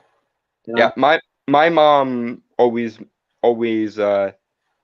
made a point to make holidays special, and I will forever be grateful for her for that. But I think there was only 1 year my grandmother ever made a costume for me. It was I was kind of young. I was the Red Ninja Storm Power Ranger. So she like made a cap for me to put on. oh, that's adorable. Yeah. My mom, I don't think any of my costumes were ever handmade. I remember she made my little brother costume once. He wanted to go as Jerry from Tom and Jerry, so she made him a whole mouse outfit. It was cute. Right. I do remember once she bought me a suit because I wanted to go as a rich guy. Huh. Okay. and, as you can tell, the more things change, the more they stay the Right. Anyway. Uh, right. Okay. At the same time, society abounds with messages that women are expected to create. Pinterest uh, perfectly represents this social pressure. It is no wonder that a survey of 7,000 mothers on Pinterest found that 42% of respondents felt stressed by the image sharing social media site. Okay. Well, then they, my dear, have the power to turn it off. But here's the thing: as I just outlined in a previous point, sometimes, irregardless of the image other people put out, people are hoisted by their own petard by way of their own frickin' standards, and that's good because it means they value something. I'm sorry, but it's hard to say you value something that never presents what's known in economics as an opportunity cost, i.e., you choose one thing over another instead of, if you can have literally anything and there's no friction there, that's one thing. But when you actively make a conscious choice to choose as an individual what you prioritize, what you value, what you want out of a given scenario, that is a true testament of how much you care about the thing. For example, how much effort I put into wearing bow ties every single freaking day. Because I hate t-shirts. I hate them. If I could Thanos snap anything from existence, I would Thanos snap t-shirts. They are awful and lazy. So I make a conscious effort, despite the fact that my hands very often don't fucking work, because CP, by which I mean cerebral palsy. Don't fucking take me out of context on that one. But because of my disability, buttons and clasps are very, very difficult to do. But I still put in the effort every single day because it is important to me to wear bow ties every single frickin' day and the adjoining accoutrements. Same thing goes for people who celebrate holidays, putting effort into celebrating frickin' holidays. This is not hard to figure out if you just remember that people are individuals and people are also people, i.e., three-dimensional agents with their own lives, likes, dislikes, and desires. Moving on.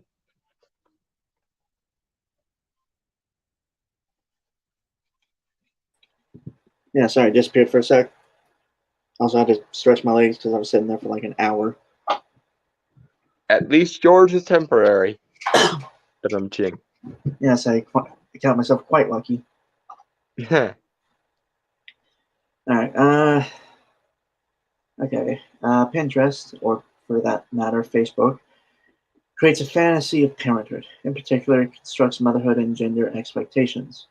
After all, in 2012, 60% of Pinterest visitors were women. 1 in 5 women over the age of 18 is a Pinterest user. It is an ideal world of perfectly carved pumpkins, cute costumes, fun party activities, pretty decorations, and delicious desserts. For the record, what is Pinterest? Like, It's a picture sharing website. that makes sense because I've technically ran into that website. I'm looking for other images. Yeah, it's what this person is talking about is the fact that when some people put a bunch of effort into Halloween decorations, Christmas decorations, and etc., and other people feel guilty because it's not as nice as because their stuff isn't as nice as other people's stuff, and therefore they feel compelled to put more work in. But honestly, I call that a healthy scenario because everyone should at least strive to do the best they can. And feeling that kind of guilt is a sign that on some level that you could have done better and you didn't. Much like the continued existence of t-shirts. I see your comment there, Dragon Turtle. No, I said t-shirts are lazy, and I meant t-shirts are fucking lazy. The world would be better if everyone put more effort in. I'm good with my t-shirts. I think I look good in them. And that's fair enough, I suppose. But again, if I had my Infinity Gauntlet, that is the snapping I would make.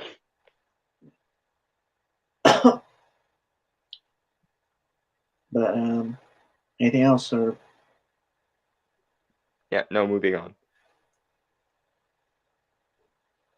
all that being insecure? Never measure yourself by those around you. Jack Joel. Okay, but at I the don't same think time, allowing yourself to be motivated by other people's standards. Well, not okay. I'll rephrase. Allowing yourself to be motivated by other people's ambition ends up making you better at the end of the day. I.e., I believe it was the Old Testament that has a famous saying: "The envy of scholars increases wisdom." I.e., if two scholars are fighting each other for who is the wisest, wisdom overall goes up because they're striving to one up each other. I think there's something to be said for healthy competition with regards to now. there is such a thing as unhealthy competition, or a competition that leads to people having anxiety disorders, and that is bad. I think a lot of stories actually tackle that version. Yeah, but in general, I don't see anything wrong with people being motivated to try harder by other people's efforts, because that ultimately leads to the the overall value of the world going up. In fact, 90%, well, maybe not 90%, but like 60% of the problem I have with modern day art is that no one has the motivation to aspire to anything resembling an objective standard anymore, because most subjectivity has become the rallying cry of all the artists, and therefore we're left in a world languishing in shitty art that is only valuable as a means to an end rather than an end in itself. And this, I suppose, is just an extension of my usual rant, because I believe ultimately that the value of things is contained in the things themselves.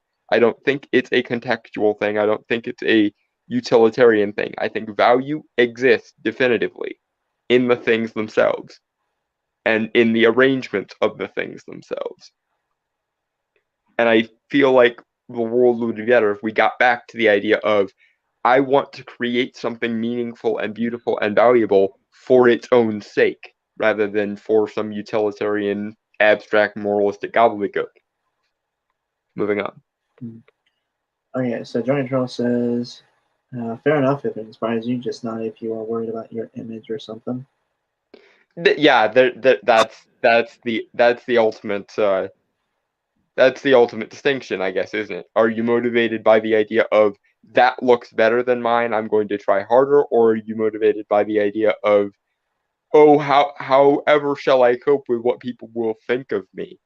Also, he says, you will take my t-shirts when you pry them from my cold dead hands. And I share that sentiment. I'll replace them with better things if I ever get the Infinity Gauntlet. So, And I don't like polos or button-ups. we'll find you something. But I will live to see the end of t-shirts over if I have to die trying. Fuck you, t-shirts are good. Oh, okay, they're not. They're cheap, affordable, and I don't know. I think I mostly wear like black ones or gray ones, and they work for me. So. And again, I must say that one of the many crusades that I will die trying with is, I will live to see the end of t-shirts someday. All right, moving on. The reality is that parenting in the U.S. does not look like this. In 2011, 40% of all births were to single mothers. In 2007, 1.5 million children had parents in jail. In 2012, there were 2.7 chronic neglect cases reported in the U.S. as parents increasingly struggle to meet the basic needs of their children. The U.S. does not offer paid maternity leave and is woefully deficient in available daycare. In 2015, 20% of adults were in the lowest income tier, compared to 13% in 2003. 2015, the middle class. Okay, how about that first part then? Just because like it keeps going on statistics. Yeah. Okay. See, this is where we fundamentally disagree, my dear, because your solution to that would be, make everyone's lives easier so they don't have to try. My solution to that is, everyone should be trying harder. We should facilitate everyone trying harder, because broken homes aren't exactly a positive thing. Or They're not necessarily a negative thing either, because I think Brainstorm and I both technically come from such, but we shouldn't we shouldn't be treating that as though it's equally valuable to the parents who actually go above and beyond and do their best for their children. Yeah. Also, it's a case by case scenario, and it's a lot more gray area than I think they're very much simplifying and generalizing. Yeah, they're going with the women are so oppressed by all these negative circumstances. We're going the it would be amazing if we lived in a world where that didn't have to be the case. Yeah, it's so it's a like I kind of speak from, and I'm sure we can both speak from actual experiences that it's a very complicated individual case by case thing. And that is the other issue is everyone is motivated by individual circumstance. Therefore, one size fits all solutions aren't exactly positive because on the one hand, we could go the social justice route and have everyone be in a single mother family, and that would probably result in the end of society. Or we could go the TradCon route where everyone is in the nuclear family by gunpoint, and we basically live in something like Pleasantville or Westview from WandaVision or Wisteria Lane from Desperate Housewives. But that would also be totalitarian and horrifying and dickish. So the solution, as per usual, is the middle position of classically liberal stroke libertarian who gives a fuck about your morality, let society be society, but also don't let it fall into rack and ruin just to prove a point.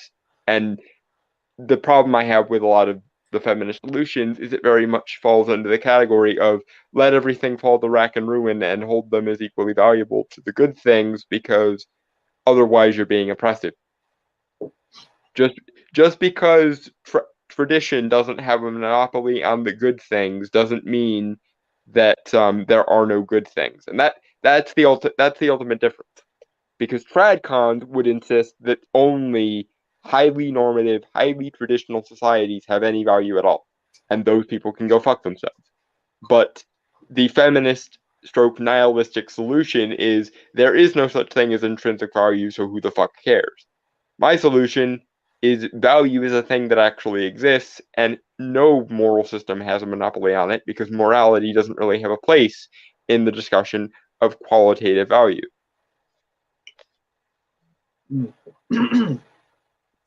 One moment. Mm-hmm.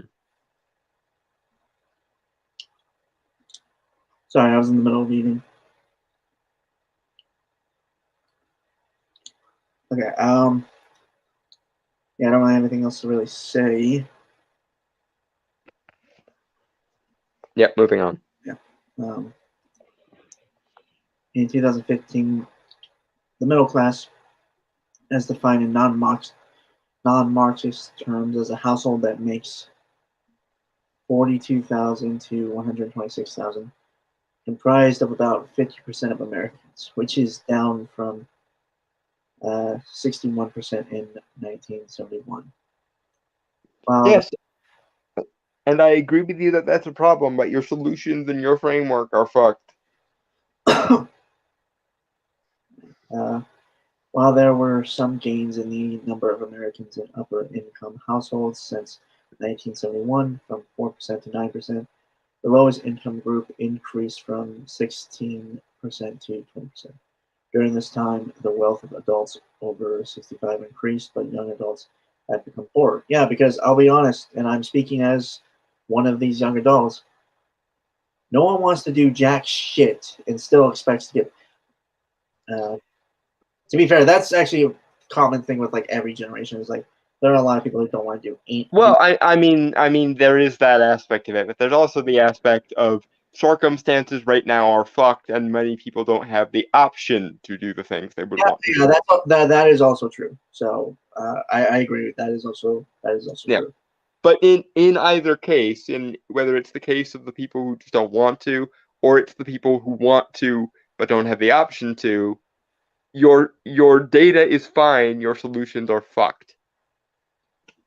You're operating under a syllogism whereby the only solution to this issue is some combination of feminism and socialism. I, once again, approach this from the why doesn't everyone kind of fall somewhere in the general vicinity of libertarianism or classical liberalism and let people make their own individual way and mitigate as many of the societal factors, quote unquote, by way of social democracy.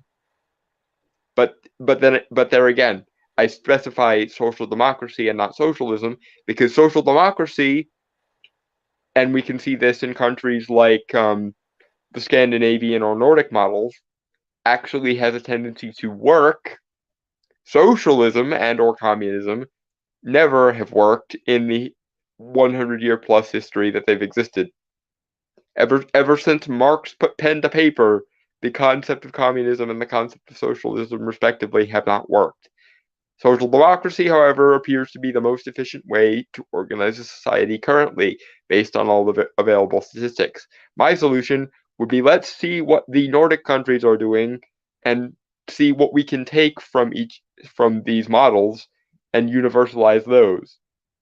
And in the meantime, operate under a populist, libertarian, non-moralistic, or humanistic approach to things, i.e., humanism instead of moralism. Your solution is socialism and or communism moderated by feminism, which is just totalitarianly evil. None of these systems has ever worked and never will, probably, for as long as we are Homo sapiens, at least. Mhm. Right. Enough? Yeah. Yeah. If more middle-class people are joining the ranks of the poor, arguably there is more pressure for women to care for and maintain the happiness of their families. Any The opinion? few that have them, because the other half of that statistic is that fewer women are even aspiring to have families, and fewer men are able to have families, and the families that do exist are very often single mother families, Um, whereas male homelessness and suicidality are up to a ludicrous degree. Moving on. Any penny pinching costume ideas, party favors, or treats represent unpaid labor in the interest of diminished buying power and working conditions. Women are left to tend to the embers of the American dream. Without unions, home ownership, upward mobility, and nuclear families, women ameliorate the emotional toll of the crisis of capitalism. And this is such a fucking stupid article. Capitalism has existed since barter. It is a it is a human universal and will always be a human goddamn universal. Because unlike socialism, Marxism, and all the other adjacent isms, capitalism is not a proposed model, or was not a proposed model. It was simply Adam Smith asking what we would now refer to as an anthropological question and wonder what how does society function, and how does the way society functions actually work. His Wealth of Nations was not a proposal, it was simply attempting to be a description. Because even in feudal societies, there was barter, there was trade, there was early currency, and so on. So capitalism not only has always existed and probably will exist for as long as we are Homo sapiens, at least in sane human societies, but also has a tendency to coexist with other isms, i.e., even in social democracies like the Scandinavian variety, capitalism still exists. And that's one of the main issues that the Scandinavian politicians had with Bernie Sanders, because he obliviously conflated social democracies with democratic socialism, and the people of said social democratic nations said, no, we're still capitalistic, shut the fuck up. No? Moving on. Oh, I got it. Giant turtle. The SCW route would be kids being raised in the education system, if they exist at all, or just as the slaves slash property of the mothers. That was kind of earlier. Sorry. You are not wrong. You are probably not wrong. Um, Giant turtle. Emphasis on what we can take, since some things won't work the same in other situations. Even then, the cultures are different, so different things are acceptable or desired. Anyone else notice that if you take this article charitably, it is advocating for entirely transactional relationship where everyone has to keep careful track of what they give and take down to the metaphorical penny. Yes. Yeah. in such a situation, the only kind of transaction that would exist would be the transaction between mothers or women and everyone else, which would essentially make, in a feminist utopia, women would be the last capitalists. Everyone else would be prevented from ever being a capitalist, but women would be obliged to be. Okay. Moving on. Yep, moving on. I think we're almost done with this. So, Huzzah. while children have benefited from child labor laws, public education, and legal protections in the United States, children in the rest of the world do not fare as well. They live as children in our own country lived a century ago. 2/3 of the world's coca beans come from West Africa, and while many countries and chocolate companies have promised to curtail child slavery in the production of chocolate, in Ivory Coast, chocolate child labor increased 51% between 2008 and 2014. Okay, and that's a case for making ethical regulations with regards to these industries. But here's the thing. Corporatism and capitalism aren't the same thing and never have been. You're seeing the failings of corporations and you're turning them into failings of capitalism because you can't tell the difference between capitalism and corporatism. Yeah, I don't really have anything to say to that. So moving on. Yeah, moving on. Children in the chocolate industry are sold by poor families or simply kidnapped. They range from age 11 to 16 and work 80 to 100 hours a week. The chocolate industry is a $101 billion industry. Because people like chocolate, as they have for centuries. And if we're Obviously fucked up. I'm not going to deny. and if we're throwing the Mayans, Aztec, and Olmec in here, that centuries becomes a millennias. Moving on. Yeah, moving on. Okay. Beyond the horrors of child labor are the ethics of Halloween costumes. Americans were expected to spend $8.8 billion on Halloween in 2019. The average consumer in 2019 will spend about $86.27. Some $2.6 billion will be spent on candy and $3.2 billion on costumes. Because people like nice things. Yeah. In 2014, $1.1 billion was spent on children's costumes, $1.4 billion on adult costumes, and $350 million on pet costumes. Because Halloween is a celebration, celebrations require indulgence, and indulgences always are luxuries and therefore cost money. Full honesty though, I would never put my pet into if I had a pet again, I would never put them in a Halloween costume. I mean, if my cat ever comes home, she doesn't need a costume. She's a black cat. And I am slightly worried about her this year because if she's not home and someone sees a black cat on Halloween, there are a lot of people who just straight up kill black cats on Halloween because they're worried about them being unlucky. I miss my kitty. That's completely moronic. Moving on before I start crying over my missing cat again. Okay. Oh, damn it. These costumes have been critiqued as fast fashion or fashion that is cheaply made and quickly disposed of. Not only do the costumes end up in the dump, they are full of toxins like lead, tin, flame retardants, and PVCs. Yes, and that is a problem with the industries, which I would actually regulate more harshly than they are currently regulated.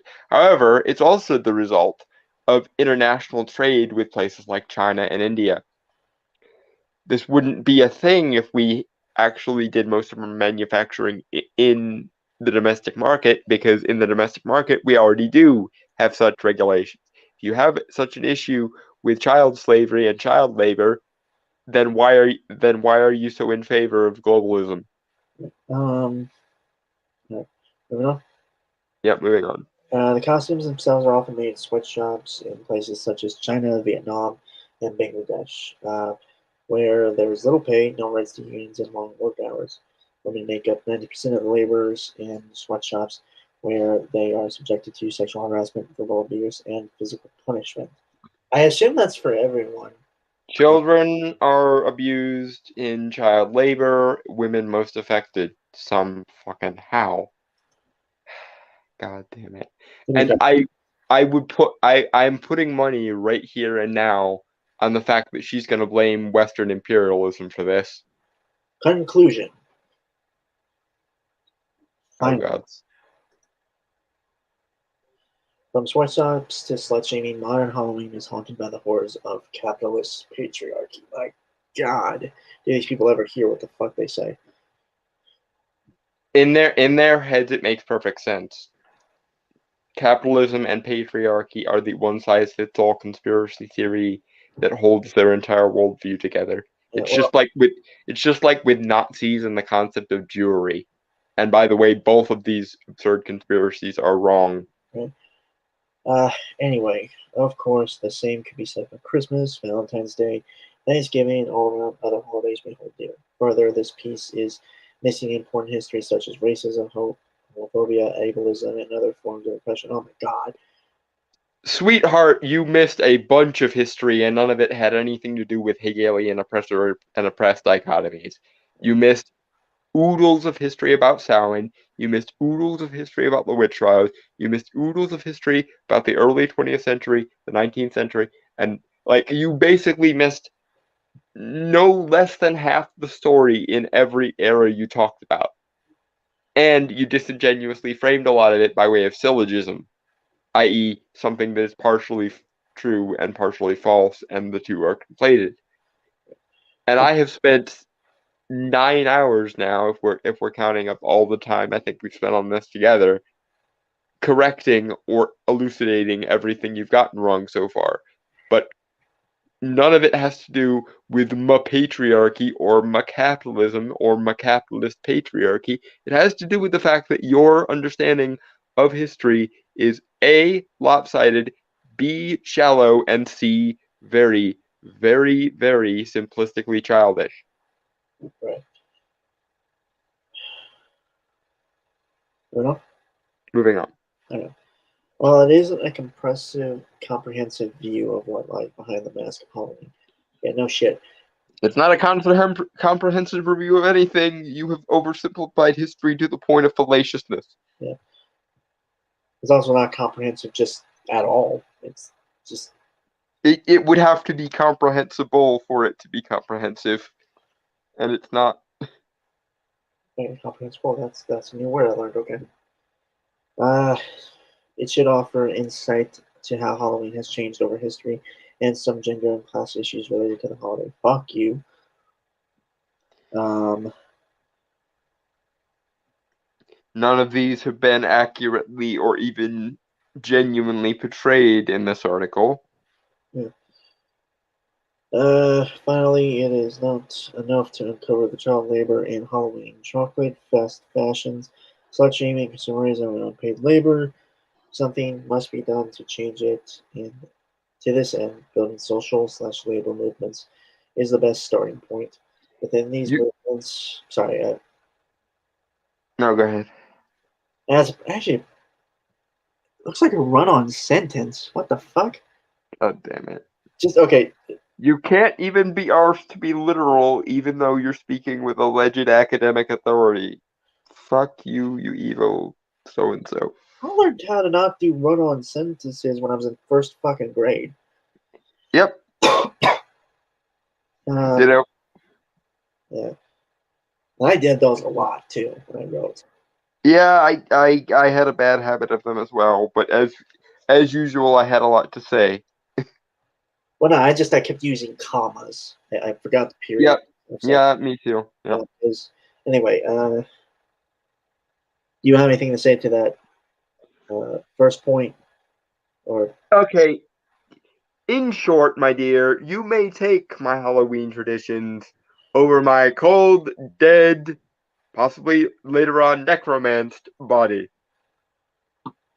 Also, I'm going to enjoy now imagining you trying to enlist any of the Fae or any of the other polytheistic powers to help you with this, because you tell Queen Mab that she's doing Halloween wrong. Go ahead, I dare you. You're going to wind up in a ice sculpture re-rendering of Vlad the Impaler's greatest hits.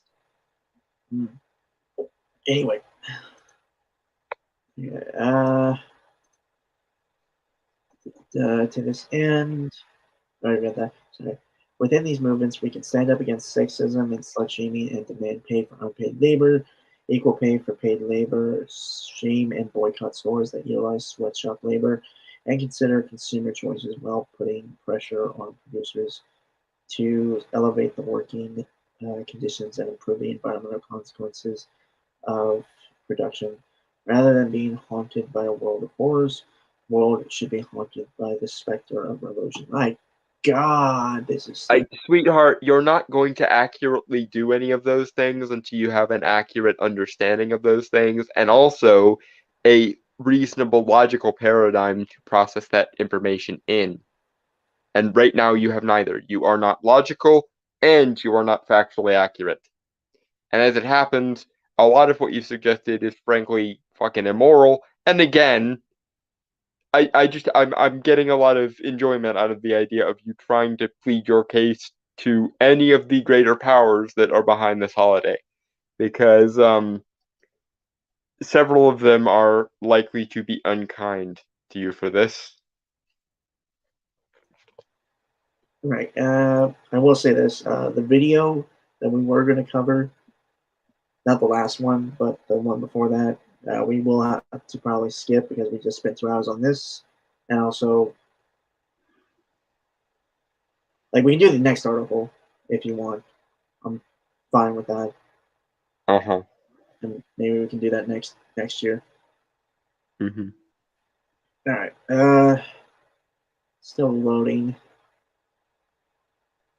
But Well, actually, let's well, how much time do we have left on the monthly this would be the last one, but it doesn't stop when we go overboard, which I think we already have possibly. Okay. Right. I figured you want to do the next article. Unless you want I mean, yeah, but at the same time, we might have to save it. Hmm. Let's go for it. Let's see how far we can get. Okay. All right. Okay.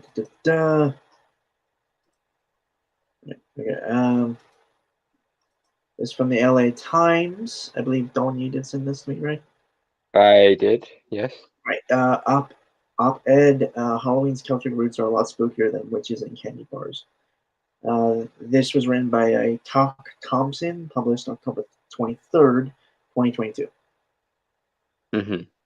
Also, if I say a name wrong, I'm sorry. He's terrible with names. Dude, I mispronounced his name constantly. For like 3 months before I actually got up the balls to correct him.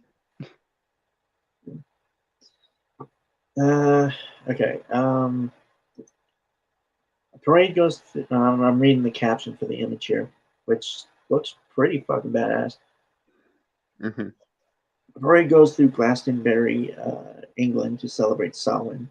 This ancient Celtic festival of the dead was adopted by Christians and became Halloween. Many of its traditions were carried by Irish immigrants to America in the 19th century, such as the wearing of costumes and masks to ward off harmful spirits. And again, I know I'm gonna sound like a broken record for this. It wasn't just the dead that was being. It said harmful spirits. It didn't say like. Right, but he described Samhain as a festival of the dead, and Oh, okay. not for nothing, but it wasn't just a festival of the dead; it was a festival of essentially darkness. Also, I technically argue Day of the Dead is more Festival of the Yeah. Dead. But even that has its roots primarily in Samhain. It just has a bunch of Mayan and Aztec traditions also woven in because, the makeup of the place at the time. Mhm. Anyway, moving on. Right. As Halloween, I've never actually celebrated Day of the Dead. I feel like an ass for not doing that because it seems really cool. Yeah, Day of the Dead's awesome. Anyway, as Halloween approaches, people get ready to celebrate the spooky, the scary, and the haunted. Ghosts, zombies, skeletons, and witches show up in yards, windows, and stores. Festivities revolve around the realm of the dead, and some believe the dead might actually mingle with the living on the night of Halloween. Not just the dead. This is precisely why this was precisely why I ranted. It's also the spirits of the land, nature, and of course the gods. Right. Yeah, moving on. Scholars have often noted that these modern day celebrations of Halloween have origins in Samhain, a festival celebrated by the ancient Celtic cultures. In contemporary Irish Gaelic, Halloween is known as fuck me. Okay. Oiche Shamhan Hana. Shamahana. That's about as close as we're gonna get, I think. Well, none of us speak Irish Gaelic, which is weird because we're both from. We have ancestry. Yeah, I really want to learn Gaelic at some point, especially given my associations with fairies, but I haven't gotten that far yet. Or the more contemporary translation, I suppose, is Eve of Samhain. Hmm. Huh. All right. I guess it's like All Hallows Eve and all that shit. All right. Uh, in 9th century Irish literature, Samhain, halfway between the autumn equinox and the winter solstice, is mentioned many times as an integral part of the Celtic culture. It was one of 4 seasonal turning points on the Celtic calendar, and perhaps the most important one. It signaled the end of the light half of the year associated with the life and the beginning of the dark half associated with the dead. Well, cold, death, dark, obviously, if I'm not speaking out my ass here.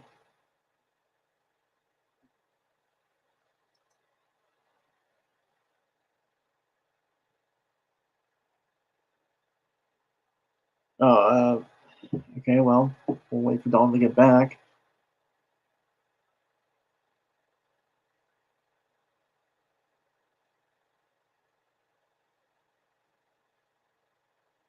Uh,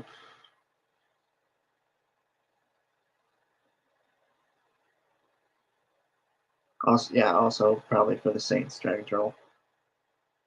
Huh.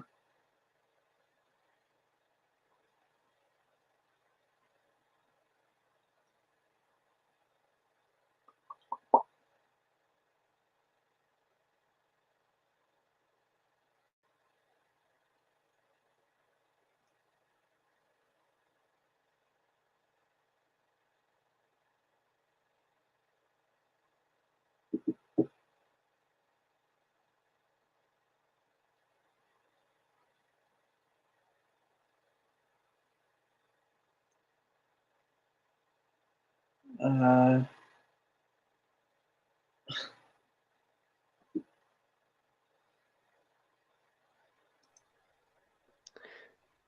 Phone died. Anyway. yeah, I should have put money on that. God damn it. At first, I was worried it was actually my internet fucking up.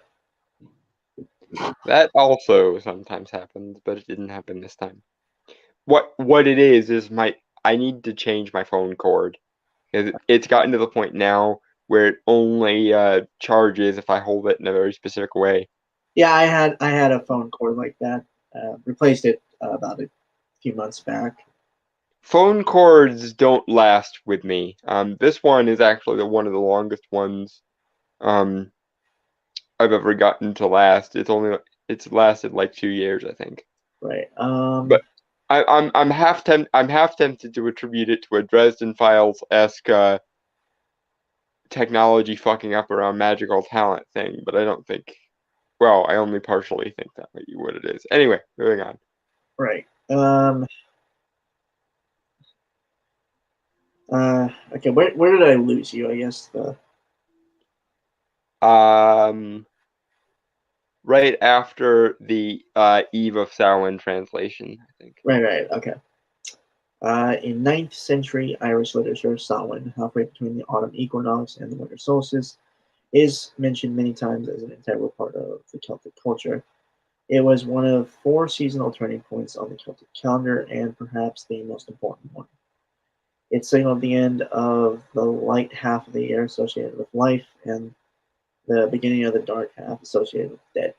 And this is where I actually started to talk, where like I did my best to kind of cover like uh, that. While yes, it was also associated with death, it was also associated with like the cold, like you're getting colder and darker. Also, obviously, as like day would shorten and night. Yeah, it was literally the dark half of the year, which is why Samhain was one of the days when the Unseelie or Winter Fae would go trooping, just like the Seelie Fae troop on Midsummer and Easter, or what was once called Beltane. How was that, by the way? Hmm? Midsummer. Huh? That movie, Midsummer. It's okay. It does reflect some kind of ancient midsummer traditions. Doesn't reflect all of them. And of course some liberties were taken, but it's okay as a movie. It didn't insult my intelligence, but it also wasn't a very good movie. Anyway, moving on. Right. Okay. The archaeological records suggest the commemorations of Samhain can be traced back to the Neolithic period, some from 6,000 years ago. Neolithic Ireland had no towns or cities, but people did craft huge architectural monuments which acted as seasonal gathering spots and housed the remains of the society's elites. I did Yeah, not. the burial mounds of kings and jarls and things. Yeah. No, that makes sense. That makes sense. Although I don't know what I assumed. To be fair, not all of the sacred spaces were used as burial mounds, and not all the burial mounds were used as meeting places. Yeah. Well, to be fair, I didn't know that they created those things, like, megalithic, as it states here. These megalithic or big stone Greek sites would at times host huge numbers of people gathered together for brief periods around specific calendar dates. Archaeological records reveal evidence of massive feasts, yes, yet little to no evidence of domestic use. People did live year round at these sites, they would have been a select few. I mean, I assume there'd have to be caretakers at those places if they cared about that, at least. Well, yes, but that was one of the many duties of the Druids at the time, to take care of and sanctify the various sacred spaces. That's cool. Yep. Moving on. Yeah. Data from animal bones can reveal approximate time periods of the feast, and additional data come from the monuments themselves. Monuments are not only situated in key places in the landscape, but also celestially aligned to allow the sun or moon to shine directly into the center of the monument on a particular day. Mm-hmm. It's weird how, I mean, like, I'm aware of like the more of how like a conquering culture would make a culture they assimilated seem more savage in terms of their Yeah, they demonize them. yeah. But still, like just giving them like the limited kind of just compared to the lifestyle we have now of like the construction equipment and stuff, it's impressive that they build these kind of things. Given that, It's the same problem we have with our recent history as well. The past wasn't equally as human as we were. The past was barbaric and primitive. Derp. uh that's Yeah. not exactly what I meant. It's just more so impressive that again they were able to build these things with the kind of limited tools and resources they would have had. Yeah. You know, like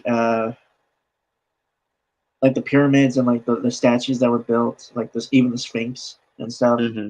Like Well, I mean, according to most of the records, they say their gods helped them make it, so that might also be involved there. true. I'm just saying, like it is impressive to see again, like just I don't want to say primitive, but again, like they don't have access to like cranes and stuff like that. You know, things that Funny story about Stonehenge. We just discovered this recently, but there's a high probability that Stonehenge was actually moved from a previous location to the location it's in now. Um, because we've recently discovered archaeological evidence that suggests that at one point it was at a completely different location and it was arranged in the exact same pattern as it's currently arranged, but somebody moved it to a new location at one point. uh, Giant Turtle isn't every burial ground a sacred place because that is where the dead are.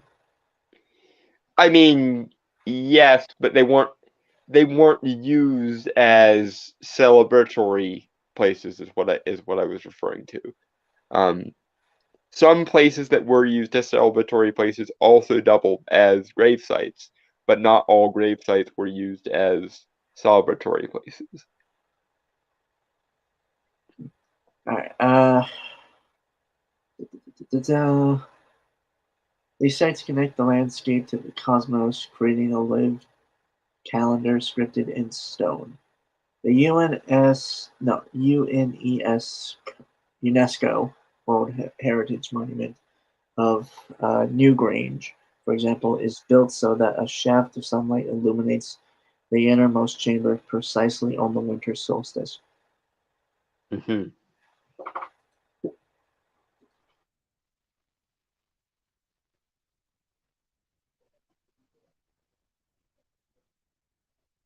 Hello, brainstormer. He must have did that again.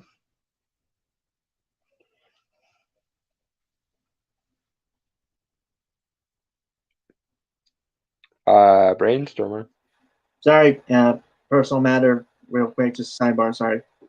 I see. Okay. All right, I'm back. I don't have anything to really say last part, so. No, me either. Moving on. Uh, Less than 30 miles away lies the hill of Tara, or Tara, I think. Hmm. Yeah, it is Tara because it's an A, right? Not an E. Yeah. Okay. It's just that I'm aware that just based on like spelling, it could be very different. Yeah, the fucking Celtic shibboleths. Jesus Christ. Yeah. Right. Another massive megalithic site, Mound of the Hostages, the oldest extant megalithic structure at Tara, is aligned to Samhain. Tara is known as the traditional spiritual and political capital of Ireland, and here two archaeologists, Archaeologists. thank you, have found evidence of mass seasonal gatherings of people with the remains of feasts and great bonfires. Yep. Right? You know, they're like, I realize I would never have the money to travel to Ireland, but like hearing about these places make me really want to try and go in some form or capacity. Yep. Ditto. Yeah. Okay. If I could only travel to one place, it would be the British Isles. I feel like you'd fit in there.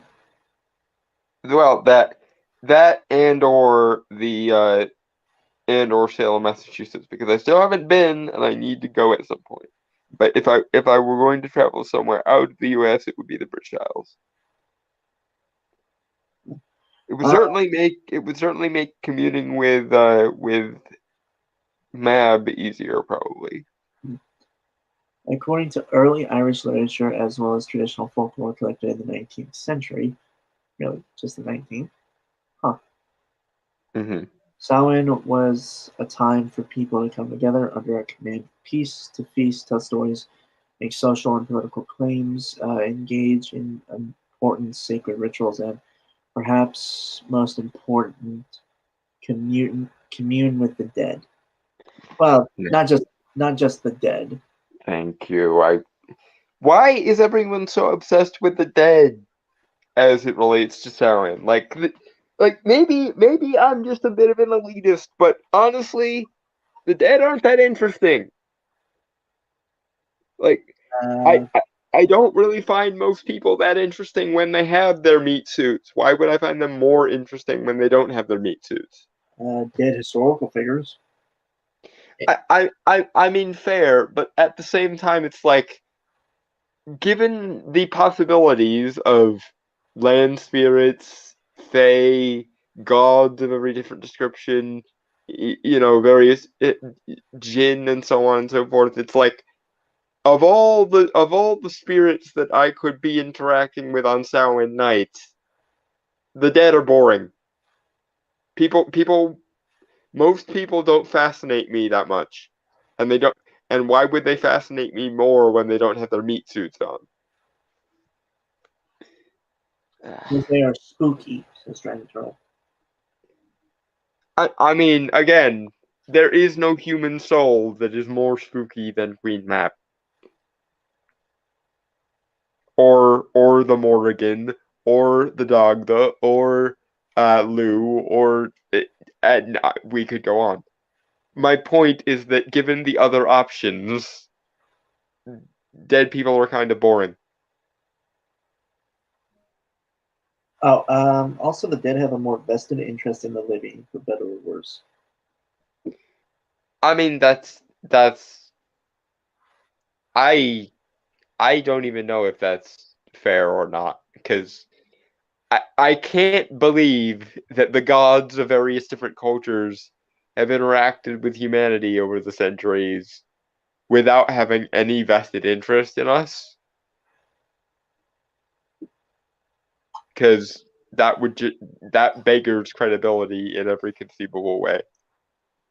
Also, he says, I think referencing to the list of Celtic gods. Uh, no, they are terrifying, not spooky. Okay, fair. That is completely fair. Still would rather deal with them and would be more interested in dealing with them than the dead though. Because Um, I I just don't find people that interesting. I'm sorry. I do not find people that interesting, and I refuse to find them more interesting now that they're without a meat suit. right, okay. Bruno? Yeah, moving on. Traditional pre-Christian realm of the dead was referred to as the other world. The other world was, don't confirm that, by the way. Well, yes and no. The word in like ye old Celts was al if I can be bothered to say this right, Aluvian. Um, ruled by a deity by the name of Auron, from whom we may get the name Oberon. Um, I also but no, assumed Orion for some reason. I huh? don't know why. I also assumed Orion for some reason because it sounded very similar. It is possible, especially given Auron, Oberon, um, given their various associations with the hunt. It's possible that the name Orion also has because we do know that some Greco-Roman terms and Celtic terms came from similar Indo-European roots. For Uh, example, um, The Germanic goddess of spring and the dawn was Ostara, and the Roman goddess of spring and the dawn was Aurora. It's highly probable they have a similar root word in Indo-European or Proto-Indo-European. Giant I said more of an interest, not interest, period, referring to the dead and the gods. I mean that's true, but again, maybe I'm being a little bit of an elitist, but unless I was certain that a specific like member of my family was coming, then I would care about the dead. But it general category wise, I would much rather hang out with the Landvetter and the Fae and the gods than I would the dead. Also, it depends on what god. Huh? It depends on what god too. This is also true. Nothing personal to the Queen of Summer, but I threw my lot in with Winter for a reason. I think we have more in common. Oh no, I was referring to like the legitimately evil gods. Well, that the in and of itself is a bit debatable, but the dangerous gods is a better way of putting it, I guess. Okay, yeah, dangerous gods and also kind of the Olympians, because no one really wants to hang out with the Olympians. Just yeah, I like the Greco-Roman primordial deities. I like the Well, okay, I like the sort of younger generation of deities, but the Olympians, with the exception of possibly Hermes and possibly Hephaestus, can just get fucked. And I will say I have nothing personal against Dionysus or Bacchus, but frankly, I'm glad the Olympians seem to have gotten like Nymphomaniacs Anonymous treatment in the recent centuries or millennia, because just no, just no, frankly. Yeah, or the gods of the Lovecraftian mythos. But I am twice in opposition to those folks, so that's another issue entirely. Because on the one hand, Dream of the Endless appears to not like the Lovecraftian deities, and on the other, Mab seems to be very explicitly against Lovecraftian deities. So yeah. Plus, their embodiment of chaos, and fuck that noise. So yeah. Right. Hello, Corona. Let's see here. You think we can convince SCWs to dress up as blood wizards and to make sure they travel in groups with their leader being the Grand Wizard? I think that I think I'd rather not give them the right to use the word wizard or witch for themselves in general, because I'm sick of them appropriating witchcraft and magic as a political tool. I'm really sick of that. I don't know if you caught the joke in that. I got the KKK reference, yes, but nevertheless, just no. Director O'Connor deals with at least one Dionysus. Not sure what that says, but it says something. Yeah, Bacchus is Kronos' patron deity, basically. Right, I forgot Chrono is a chaos magician. Chaos magician and a pagan, yeah. Oh. Yeah, but yeah, Chrono and Bacchus get along really well, which is why I'm not going to say anything negative about Bacchus or Dionysus, because if they get along, then that says something. Still not really my speed, but you know, certainly better than what Zeus was getting up to. Also, Hades is not actually that bad a dude. He is the responsible member of the family. He just does his job. Like it is honestly weird that there are some gods that are actually like respectful and actually not bad. That get really vilified in like popular culture. Well, because Hades is the god of the underworld, so all the Christians went, that must make him the devil, derp. Yeah, no. I was referring to Anubis. Anubis is another one that get any god associated with death and the underworld usually gets literally demonized in some way or other. Yeah, it's weird. I honestly doubt that immensely, Chrono. What do you say? I am an order mage. No. I utterly. What about Neptune? Was he ever up to? What is he ever up to? Isn't Neptune just the Neptune, version of? Neptune stroke Poseidon. Have you ever heard the story of Medusa?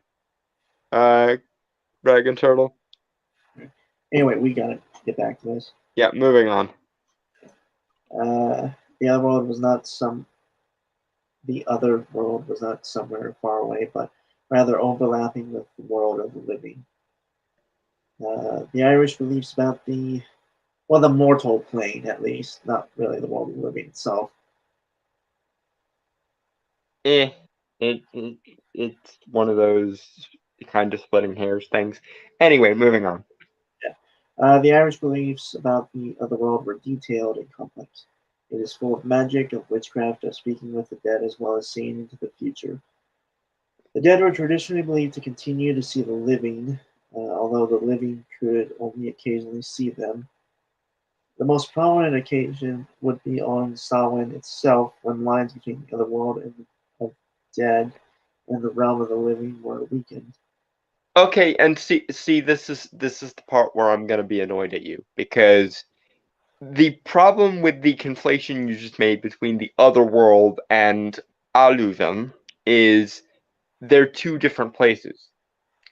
The other world is traditionally the world of the gods, the Landvetter, the Fae, and etc. Aluvan is the world of the dead. I'll be The problem you're having there is that the Celts traditionally believed that all veils between all worlds were thin on Samhain, not just the one between the world of the living and the world of the dead, but also the world of the nature spirits and gods and the world of the mortal, essentially. But they were nevertheless seen as two separate goddamn places. Um, and it's the other world that has the most open modes of quote unquote crossover because the other world was horizontal from the mortal world. It was considered to be kind of on the other side of nature, whereas the underworld, by virtue of being the underworld, was considered to be under the ground, as you can imagine. But they were nevertheless two separate goddamn locations, and you would know that if you knew how the Celtic worldview worked. One world is horizontal from the mortal world, on the other side of nature, and the other world is beneath the mortal world. Anyway, moving on. Whenever brainstorming gets back. I'm back.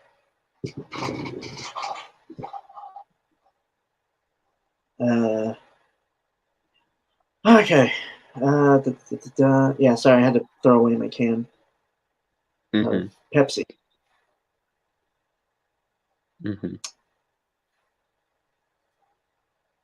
Honestly, I think I might prefer Pepsi over Coca-Cola. Well, you are free to be wrong. I don't know. I don't really like the taste of Coca-Cola. Once more, you are free to be wrong. Anyway, moving on. Like you drink soda at all. I don't anymore, but I still remember that Coke is better than Pepsi. And root beer is better than basically fucking everything, but that's neither here nor there. Okay, that we'll agree on. Okay. There were not only particular days that one might encounter the dead, but at particular places as well, megalithic sites. These sites are known in Irish Gaelic as sea sites. I might be saying that wrong. She. Okay. She sites. The word she meaning the spirits of the mounds.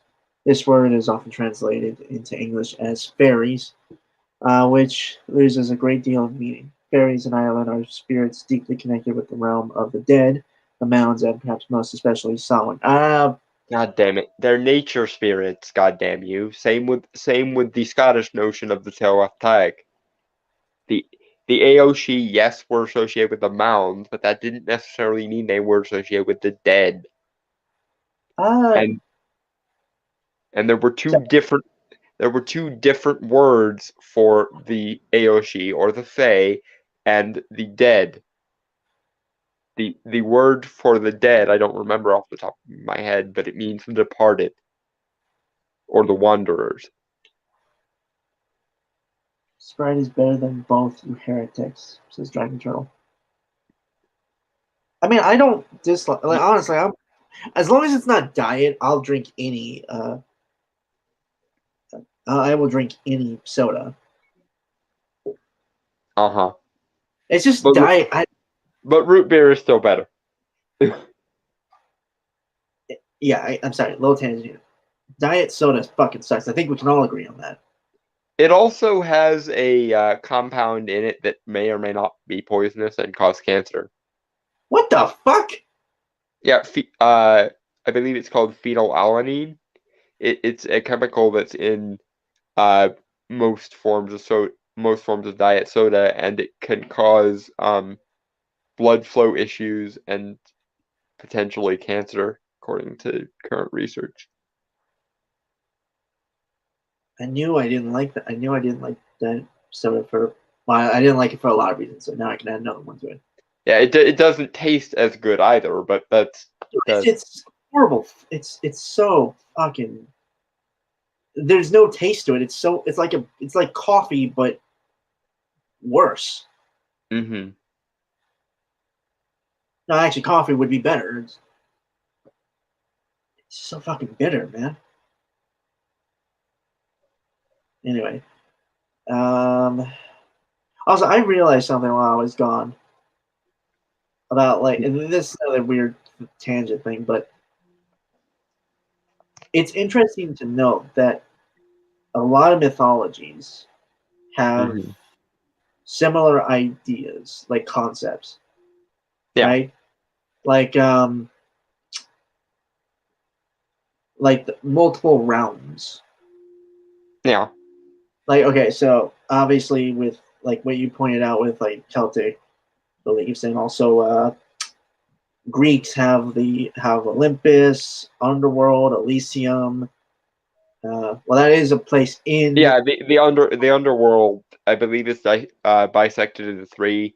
One, Elysium. Two, the Isles of the Blessed. I forget what the actual word for that is. And three, Tartarus, right. which is the realm of the punished, basically. Right. And I believe the Egyptians, like it's the Duat and some others that I'm not entirely familiar. Yeah, they translate as the realm of the black sands, the realm of the red sands, and the realm of the white sands, I believe. But I Right. can't remember what their actual terms are. Um, and also like okay, and I speak as a Christian. Christianity, heaven, hell, purgatory. If we were to take Dante's Inferno into account, hmm hell has 9 realms or circles. Yeah, same with heaven. Also limbo. Yeah, like, and obviously the uh, most well known one obviously is is, is the Nordic. Uh, Yeah, the nine realms, or rather I think it actually counts as 10 because the Gununga Gap is technically not a place so much as it is a giant hole in the middle of existence. huh. Yeah, it's just like something interesting I noticed. I was really thinking uh, about just mythologies in general or religious beliefs or anything like that, something like that. You know. hmm Anyway, And also almost every culture um has like intermediary spirits between the divine and humanity. The Greeks and Romans had daimons. The Celts had the Aelshi or the Tuatha Tag. The Scandinavians had the Dark Elves and Light Elves. Um, the Slavics had the Huldu folk, etc., etc. Um, angels and demons, obviously for well, well, angels and demons and fairies, I guess you can call. Although to be fair, most of the presence of fairies in the Christian mythos is within the context of things they stole from the Celts, but nevertheless, they're still there. In fact, right. I'm bound to Anyway, wander. That's a different conversation for a different day. moving on. Yeah, moving on. Can be witnessed in the figure of a banshee or Bianchi Yes. in Irish, an important mythological figure in Irish folklore, believed to be heard wailing with grief directly before the death of a family member. With Yeah. Bian means simply woman, the banshee is thus a female spirit of the mounds and a ruler of the realm of the dead. I don't know if are they supposed to be rulers? Because from what I understand of banshees is that Emissaries more than rulers. They're supposed to be answerable to the Morrigan. right. I pray They're, never to hear. they're basically supposed to be the handmaidens of the Morrigan. Interesting.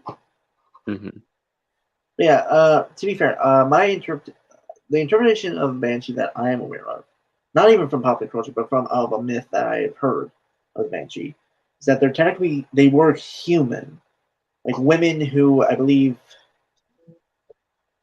died. Like what was it? Mothers that had died, wives that had died, and came back as wailing spirits.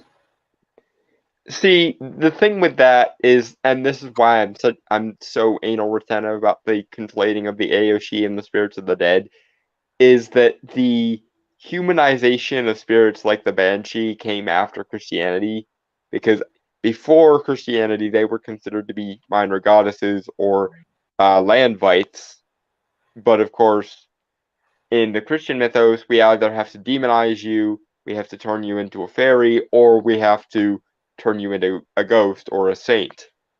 That's why the Celtic goddess Brigid got anthropomorphized into Saint Brigid. Um, Huh. but nevertheless, yeah, the thing about banshees being the spirits of the of like lost mothers is probably a Christian invention. Okay. Because again, More, they used to basically be the handmaidens of the Morrigan in the oldest versions of the story. well, the more you know. Uh-huh. All right.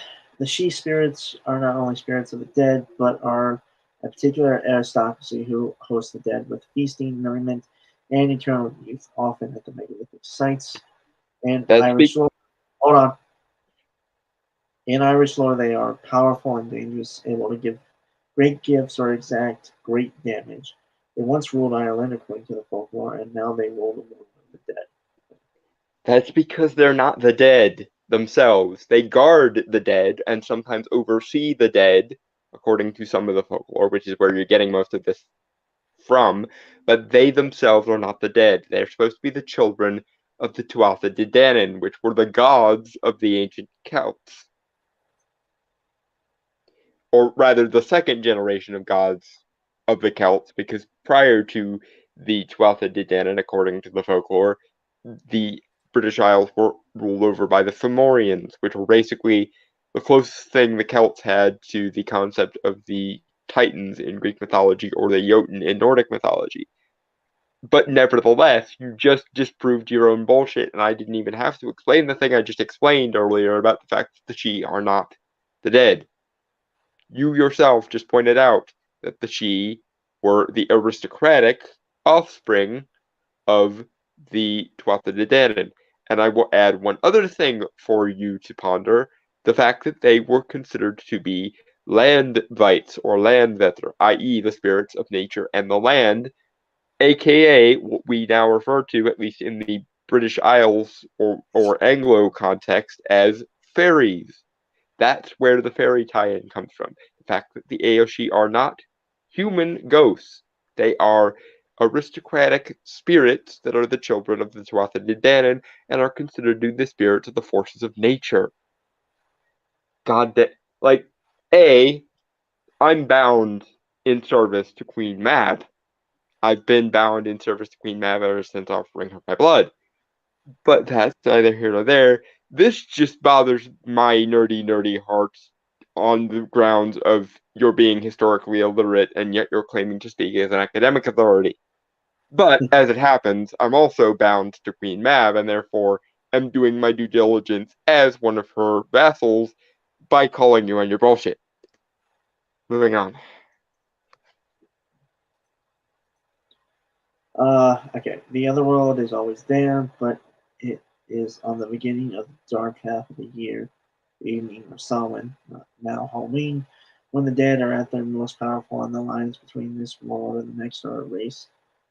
As the light of summer fades and the season of darkness begins, the ancient holiday of Halloween arrives to celebrate the dead mingling with the world of the living as it has for thousands of years. God damn it. It's not just the dead. It's never been just the dead. Even your own fucked up narrative alludes to the fact that it's not just the dead. It's also the spirits of nature and the land, aka what the Romans would have called daimons, or what the Celts called the Aoshi, who were Landvites or Landvetter in Slavic, Germanic, and Norse culture.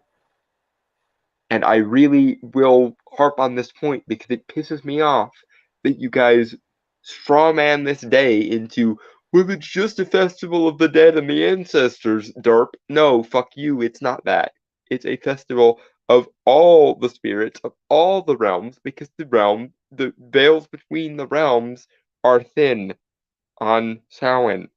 All of the veils of all of the realms, not just the living and the dead, but also the realms of nature spirits and the mortals, and also the gods, and also various other spirits of various other different goddamn cultures, because every culture has a day similar to this around this time of year, because it's a human universal rooted partially in our evolutionary psychology and partially in my opinion at least, actual metaphysical truth.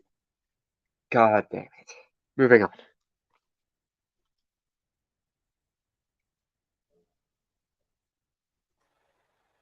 Sign up the next thing. Give me a minute.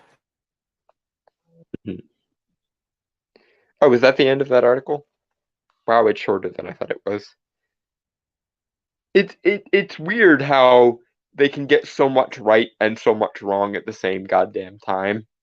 It really annoys me. Because then I have to come here and sound like a pedantic asshole for calling them on their bullshit. But somebody has to call them on their goddamn bullshit, and being as I would probably suffer spontaneous goddamn hypothermia from Mab if I didn't spurg like a motherfucker and defend this bullshit, it probably had to be me. Because I really would rather not collapse spontaneously of hypothermia.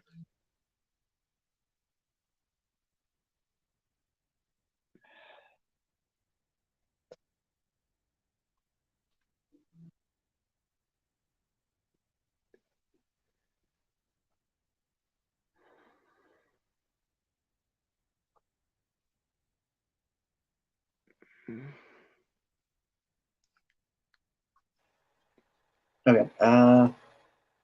Set up now. So these are the preview sneak peek clips of the Simpsons Treehouse of Horror Death Note segment or Death Tone. I love that we've gotten to a point where this can actually be a thing. And as I'm aware, and if anyone knows better, feel free to correct me. But as I'm aware currently, the animation done for this specific short for the Treehouse of Horror was made by the actual guys who did the actual Death Note anime. which I find really cool and Mhm. just fun. So full disclosure, I actually haven't watched a Simpsons Treehouse of Horror episode, which are usually my favorite ones, to be completely fair. Mhm. Since like the 2012 one, when it actually aired on Fox. Mm. So, because I'll be fully honest, I am not the biggest fan of The Simpsons. I honestly watch the Treehouse of Horror episodes more than I do basically all the other ones. Um, Also, for anyone who looks, this is the second sneak peek, but I think because the first one I had up was the first one, but I think they're out of order because I think this comes first to the second one. So I'm just kind of Mhm. doing this more in chronological order than in upload order. So yeah. Anyway, shall we Jack o' Lantern? We shall, Jack-o'-lantern. I'm just reading Dragon Turtle's comments. Yes, yes, Dragon Turtle, I will. In fact, spur as though my life depended on it, because that is entirely within my nature to do so, and I think Mab knows it. And Also, as we both know, she's quite fond of the rule of the fox and the scorpion. So I'm going to do what it's in my nature to do, namely spur like a motherfucker. okay, so Dragon Troll brings up something interesting. There are so many different spirits for the land. How do they decide who goes where? Do they have territory or something? That is a question for them. I don't think anyone knows exactly why specific spirits wind up bound to specific places.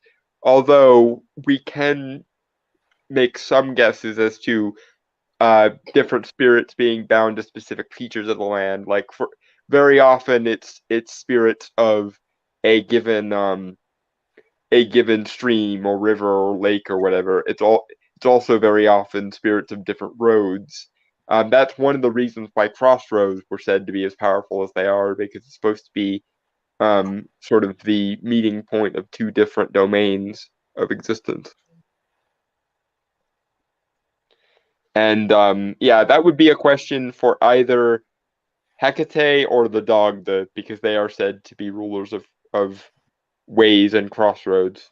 Also, interestingly, the Dagda might be yet another guise of the being frequently known as Odin, because he didn't have enough guises yet. But if you actually look at the mythology of the Dagda, it's staggeringly similar to Odin. So either it's two entities operating very similarly to one another, or one eye is being one eye, and given the prevalence of One Eye having titles, names, and designations out the fucking wazoo, I'm Um, tempted to think it's just yet another way of One Eye splitting his various guises like you do. um, Moving on. yeah, yeah, yeah. Okay. Jack o' Lantern? Jack o' lanterns.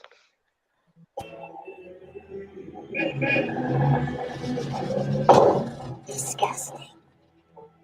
The human race is 20 cow farts away from total extinction, and we deserve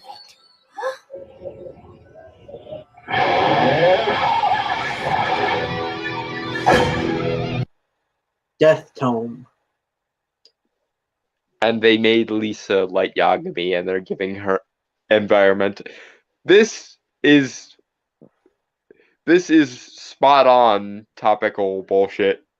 I'm not sure just how. I'm not sure if they realize just how spot on this particular rationale is. Cough, cough, Extinction Rebellion, cough, cough, just stop oil, cough. Right. To be fair, better her than Bart. Yeah, but Bart wouldn't make a very good light stand-in at all because he has no principles. What's so goddamn ever, No, but I as mean far as we know. him having like a, I guess in this case, Death Tome would not be good. No, it would literally turn out exactly the same as that one Simpsons Treehouse of Horror where they made him a stand-in for Anthony Friedmont from Twilight Zone. Moving on though, Jack-o'-lanterns. Yeah. 1 second. Jack-o'-lantern.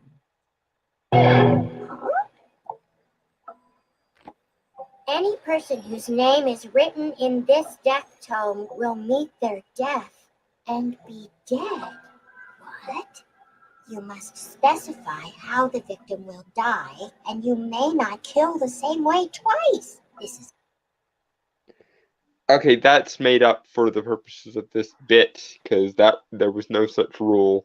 In fact, I believe the default mode in Death Note was heart attack, if you didn't specify otherwise. I think it's interesting though. It's like obviously this is a parody, but I mean, I think what they're doing is they're going to set up that she has to come up with increasingly inventive ways to kill people, because she runs out of all the normal ones. define normal. 'Cause I've seen 1,000 Ways to Die. If anyone remembers that show. Yeah, but most of those were that's exactly what she's gonna have to do. She's gonna run out of all the quote unquote normal ones, and then she's gonna get into it's basically gonna be Final Destination up in this bitch.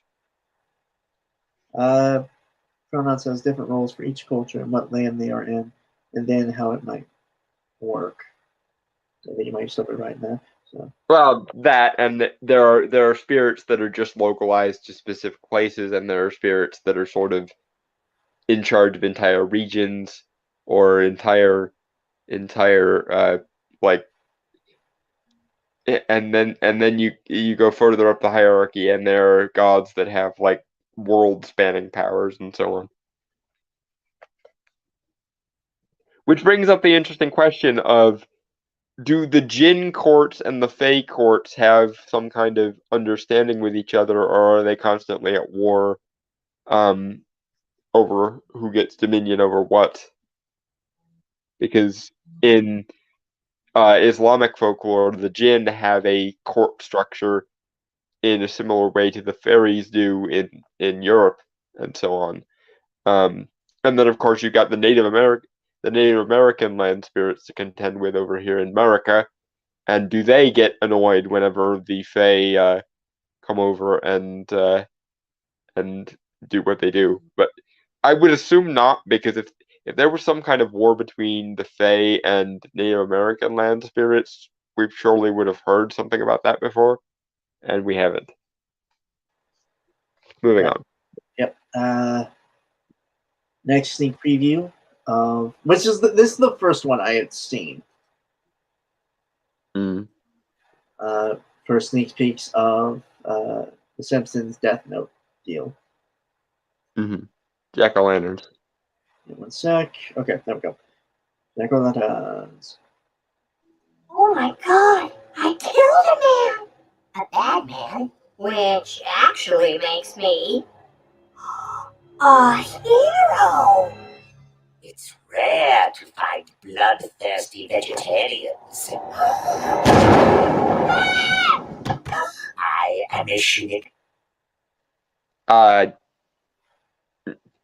No, Quasi-Ryuk, no it isn't, actually. One could, and many have, made the argument that their refusal to engage with any sort of meat at all makes them even more crazy for it.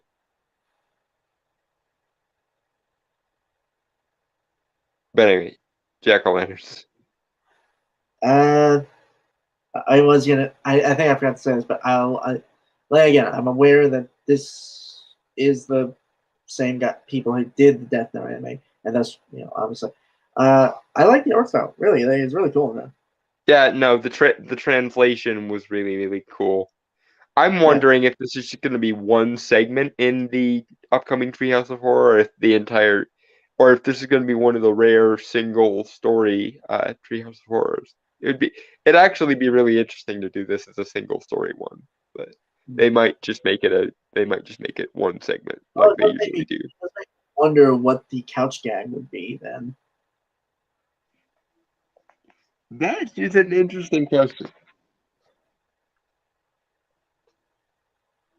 I Also, do not the know. the episodes themselves. I think we can all agree the episodes themselves. And I'm not just talking about Treehouse of Horror. But the episodes themselves, well, like not, but barring the Treehouse of Horror episodes, that it's the couch gags that are always the most that are still creative to this day. I think. Yeah, they're good at coming up with new ones. Or Yeah. when they're trying to parody something specifically, like I remember there was an episode where they parodied the Lego movie and it was really good. I don't think I ever saw that one. Anyway, Joey. Jack-o'-lanterns. Gami, a god of death. In my realm, I am called Steve Johnson. Wait, your name is Steve? Well, when I was born, eons ago, Steve was a very exotic name. I mean, there were like 3 necroblivias in my... In some way, I can kind of get that. I mean, Shinigami are specifically Japanese, so yeah, a Shinigami named Steve would be rare. That's actually a funny joke. Moving on. I honestly Jack-o'-lanterns. I'm not gonna lie. I legitimately thought this was gonna end up like the elf thing from Last Christmas. No, I can tolerate jokes as long as they're not lore breaking jokes. Mhm.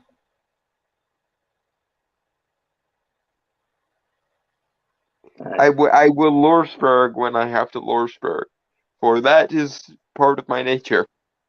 Right. Fair enough. Okay. Moving on. Jack-o'-lantern. Jack-o'-lanterns.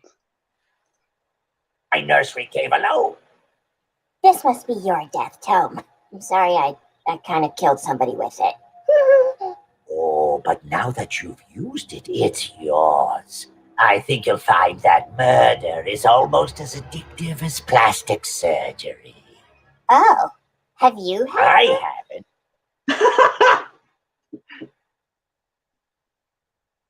Wah, wah, wah, wah. I'm sorry. I think it's funny. Again, I'm enjoying the idea of Lisa Simpson being like portrayed as a fairly normal looking girl, actually. Yeah, it's different.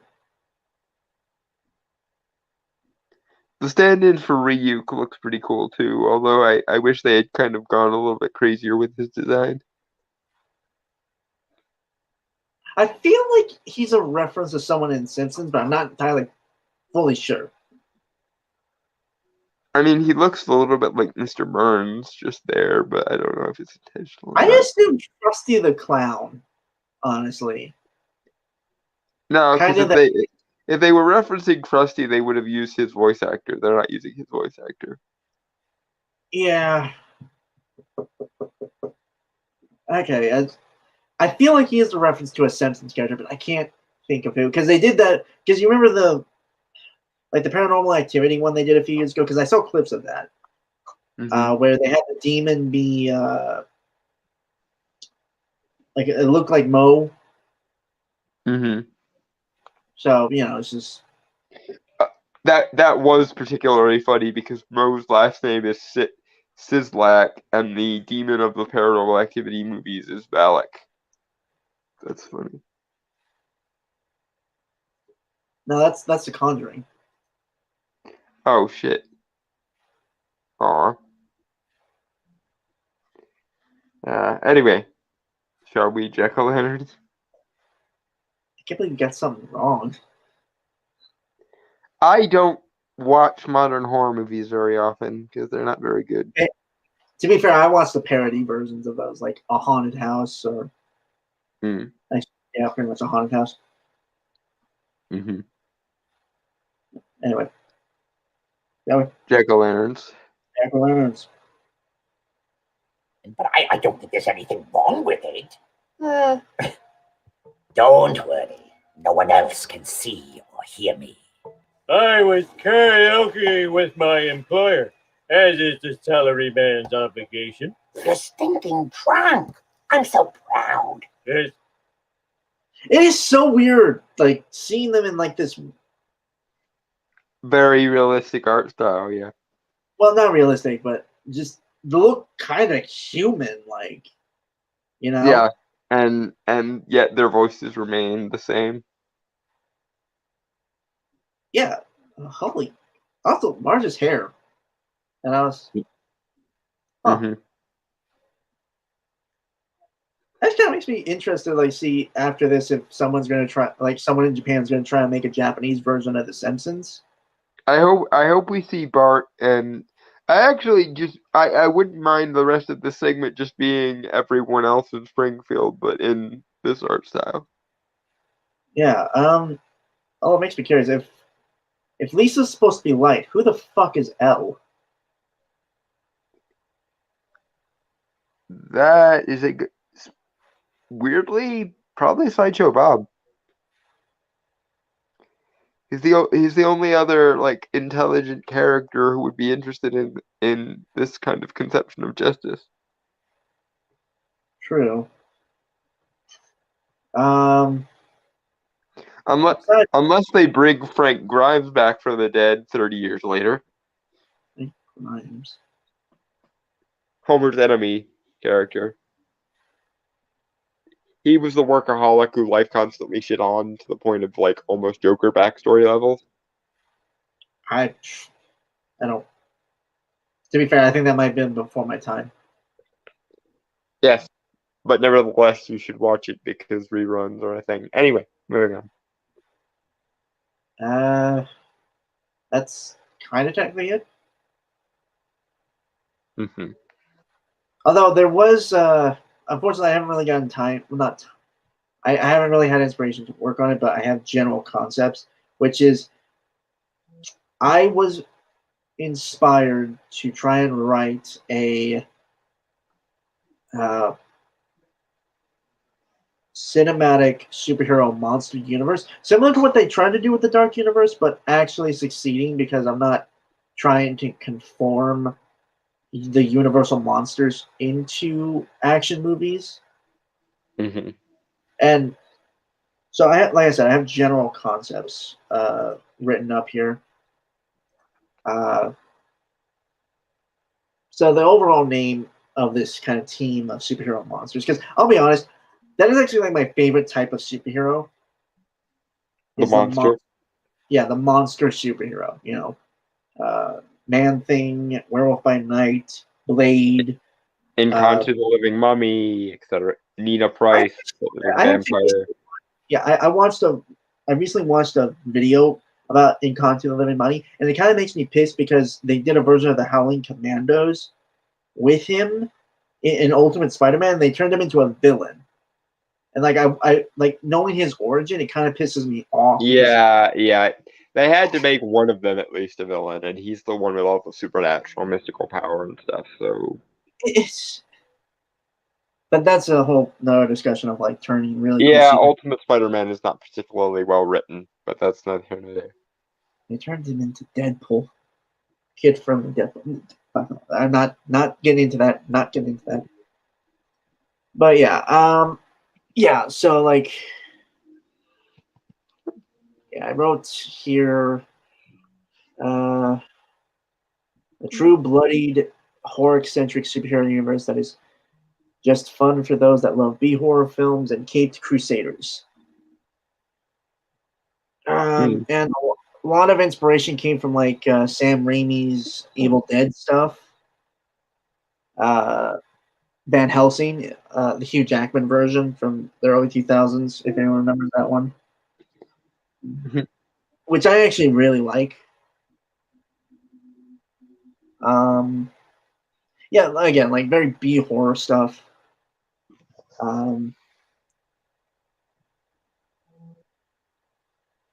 So Everyone say hello to Charlie. He decided to carpet the room. He's a good cat. right,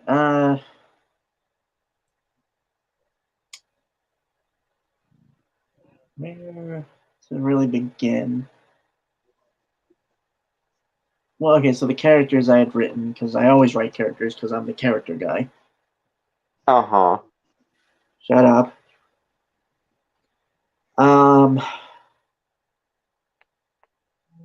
So there was a character that was kind of, I guess, the best way to describe him was a demonically possessed Avenger. Okay, basically Ghost Rider minus the Flaming Skull stuff. I actually never figured out a name of what to call him. If anyone has any ideas, be free to speak about it now. But it actually involves. There's actually, and thank you, Dawn, for sending me this a while ago. There is a demon of justice in the Ars Goetia. Mm-hmm. Okay. Gosha, but yes. Okay, Ars Goetia. My bad. Called Forcolor. Actual dude. It's an actual demon. That well, he's really actually kind of a really cool demon that I it's weird to say, but okay. So the thing I have written here is expert at carrying out some of the most vicious acts of magic, carefully skilled assassin, and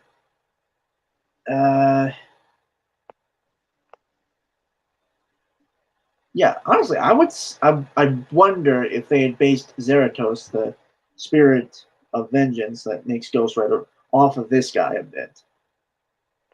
That I don't know, actually. It'd be interesting if they did, but I don't think so. No, I don't think so either, but it just seems very similar on how this guy operates to how Ghost Rider operates in the comics. Mm-hmm. And so yeah, like yeah, fierce protection.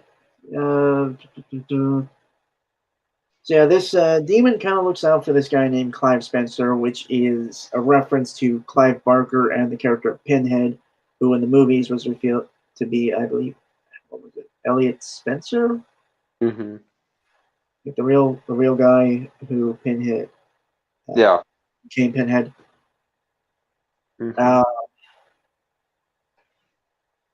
Who is like this former, because this is actually based on a concept I had years ago for like another character, and then I've just kind of recycled here, where it's like a former drug addict who has gotten clean but is getting like roped into like all this secret demonic stuff, Mm-hmm.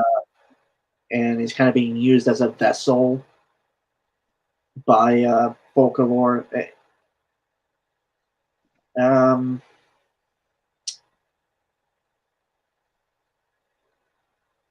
because he's getting involved in like this weird like cult thing. Again, I never really got to write it down, so I'm more just speaking of like the general idea in my head, Mm-hmm. which I feel is kind of disingenuous of me, and I'm sorry for that. Right, I had this image, so like you're not just looking at us, Mm-hmm. which is the image of the Legion of Monsters, which is a Marvel team, which I've recently looked into. Mm-hmm. Um, and yeah, that was kind of like the idea for that movie because I had like the first phase kind of figured out in my head somewhat. Mm-hmm. I will, so kind of moving on from those two. Uh, here's like an original, somewhat of an original character because it's based on a person from actual history. It's supposed to be their fictional descendant. Mm-hmm. and I wonder if anyone knows this guy. Well, the character herself is Juniper Domingo, who is a descendant of John Domingo, the Black Constable of Charleston, South Carolina. And I have some something here to talk about. So John Domingo, like give you background, John Domingo, or the Black Constable, was a freed slave in South Carolina, specifically obviously Charleston, who was a hoodoo practitioner, which is, now feel free to correct me here, Dalton, the light practices of voodoo. No. Yeah, I knew that was wrong, but I was... No. Yeah. Voodoo is an entire goddamn religion that's just heavily infused with magic. Hoodoo is specifically a magic tradition. It's a mixture of African folk magic, European folk magic, specifically the Pennsylvania Dutch, and the practices of the Native Americans. Right. So basically, he was a supernatural vigilante in his time, like the late 1800s. Mm-hmm. Unfortunately for him, he got so good at said practice that he claimed to be better than the risen Christ, and that resulted in... Let me tell this. I want to tell this. Okay.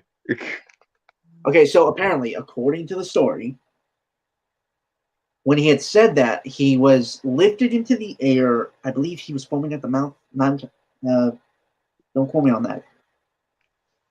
And basically died when he had, after, like, and so, yeah, because of that kind of arrogance. Granted, again, supernatural vigilante. He did a lot of good and did a lot of things of like Marie Laveau, the voodoo queen of New Orleans, did as well, which is provide, I believe, magic. What are they called? Little Grease. Yeah, like yeah. I really gotta learn this stuff, man. But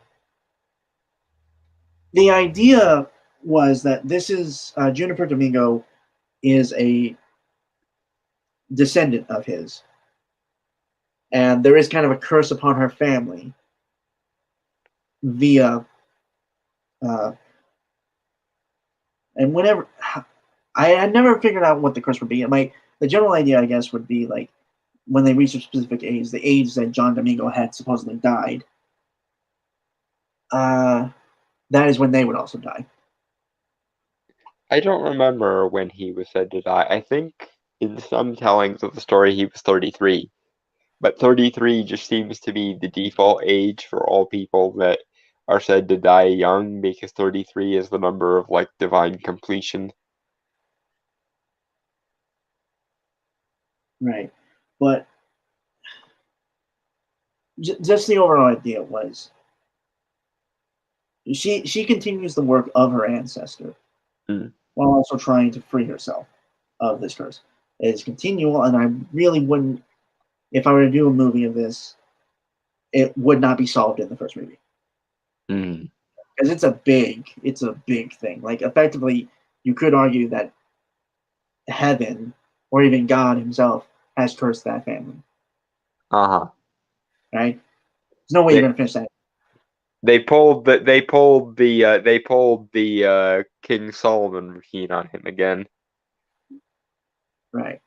Solomon was God's chosen too, and then when he got a little bit too big for his britches, they drove him insane, and then he became penniless.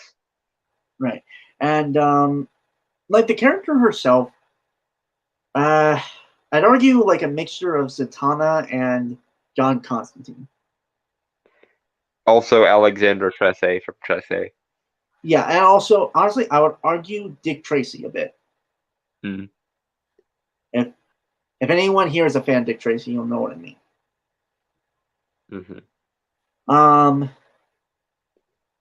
But even, and I'd say like she's in like her early 20s, so she's only got like 10 years left of her life to live. But she She doesn't do the stereotypical thing like someone would do if they knew they were going to die, which is party it up, all that shit, right? Mm-hmm.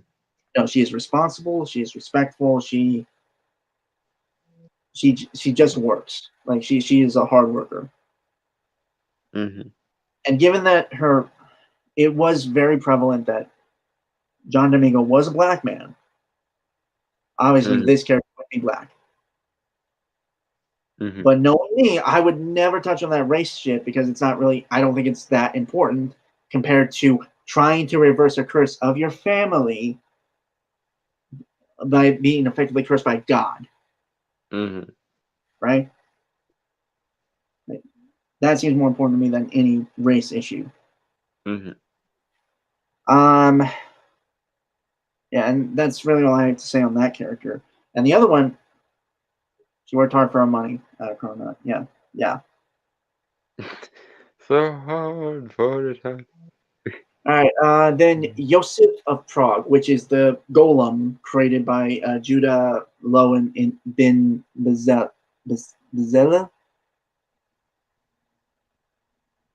who is like, and for anyone who doesn't know what a golem is, it is a clay creature. Well, a creature made out of usually clay. A magical construct brought to life, usually for protective purposes. Yeah, for the Jewish people. Well, golem is a cross-cultural term, but specifically this one was brought to life by Jewish magic because Well, to be fair, Judah was a rabbi. Right. Well, I mean, usually it is referenced that a golem is supposed to be, and was a story created by the Jewish people to act as a kind of defense, like a story against like their enemies. The golem of Prague was specifically a Nazi fighting super soldier, basically. Yeah, that's basically like the story. It's like a World War II, just like not Indiana Jones, but Magical Captain America. Eh.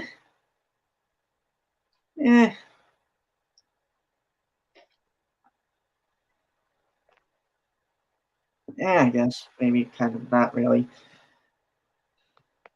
But yeah, and I wasn't really gonna go with the version of the golem that basically started a rampage after it served its purpose and was awakened for a while. Mm-hmm. And it fights the Fool Society, which was a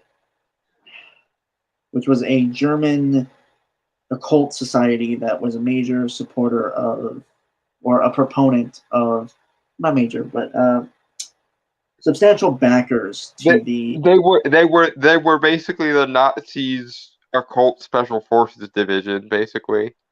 Yeah. Granted, they weren't that, and I looked this up. I made sure to look this up because I kind of did want to be historically accurate in some sense. Mm-hmm. They were not actually major players in World War II. I mean, it depends on what you mean by major players.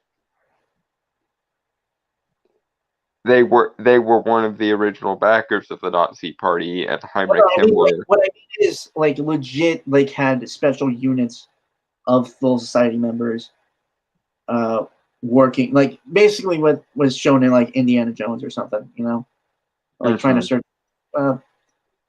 Although yeah.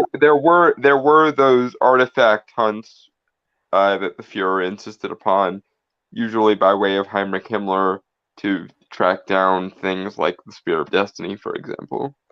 Right.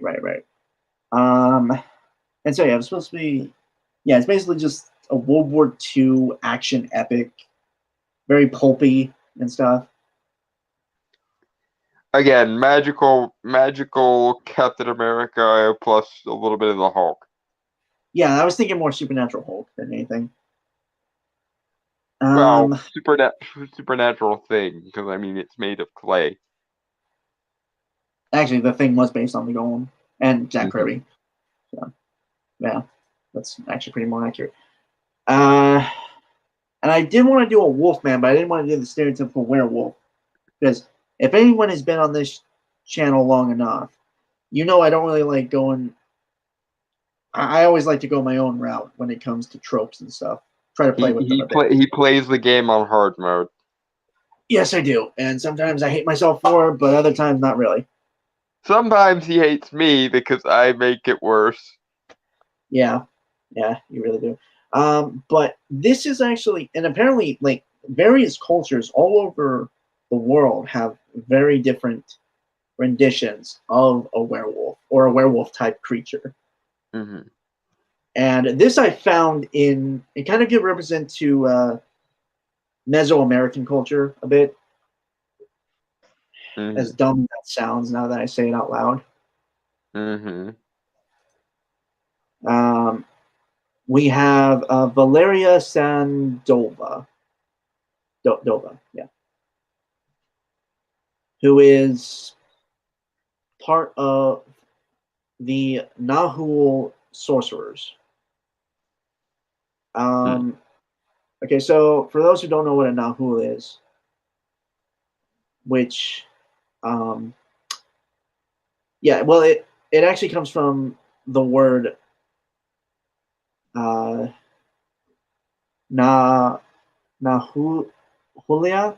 I think, which means disguise, implying the sorcerers take on animal form. Specifically here, because they're actually like a different list of different animals they took in shapes of.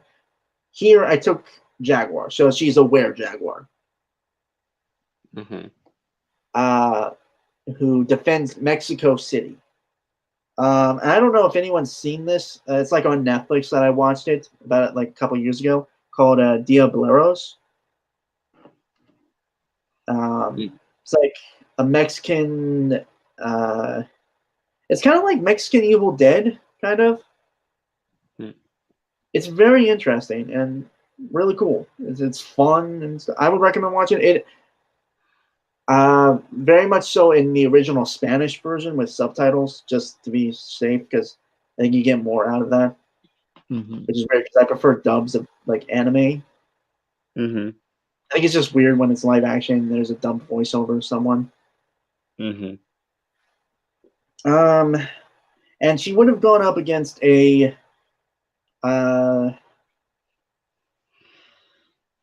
okay. The antagonist of that story was Luisan, monstrous creature from Guanian mythology, or Guana. Ghanaian is the word you're Ghanaian. looking for. Yeah. No, it's not. No, it's not. It's Guanian. I'm not. I'm literally looking at what I wrote here. No, Paraguay. Paraguay is where it's from. So, being one of the 7 cursed children of Tau and Piranha, the Luisan is one of primary figures of legend in like Paraguay or Guanian speaking cultures. Lord of the Night and associated with death, his habitat was like it's like in cemeteries or burial grounds or other locations similarly tied to the concept of death. And sole source of food was dead and rotting flesh.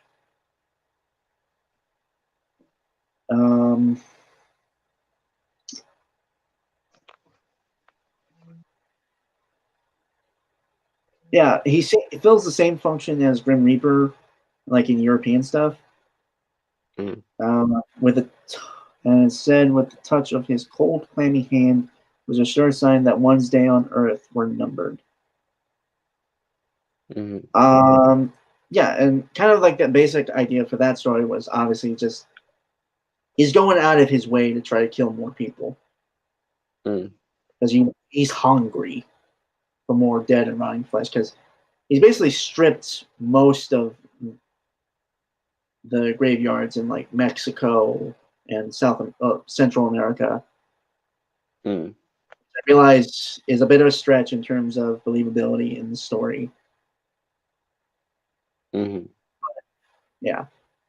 And so a were-jaguar versus basically a god of death.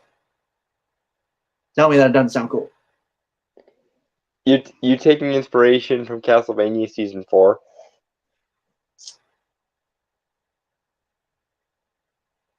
subconsciously I might have. I didn't notice that until just now when he pointed that out. Mm-hmm. But yeah, and there was kind of supposed to be a Nick Fury character, which is Saint Germain, and I'm not. Basically, if anyone wants to know about Saint Germain, just look him up. Basically, he was basically referred to as an immortal alchemist.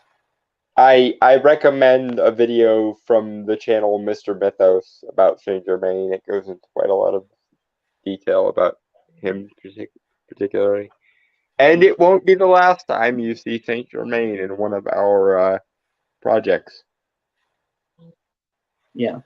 And the guy, yeah, Saint Germain basically started like this story. This order, Master of Ancient Mysteries.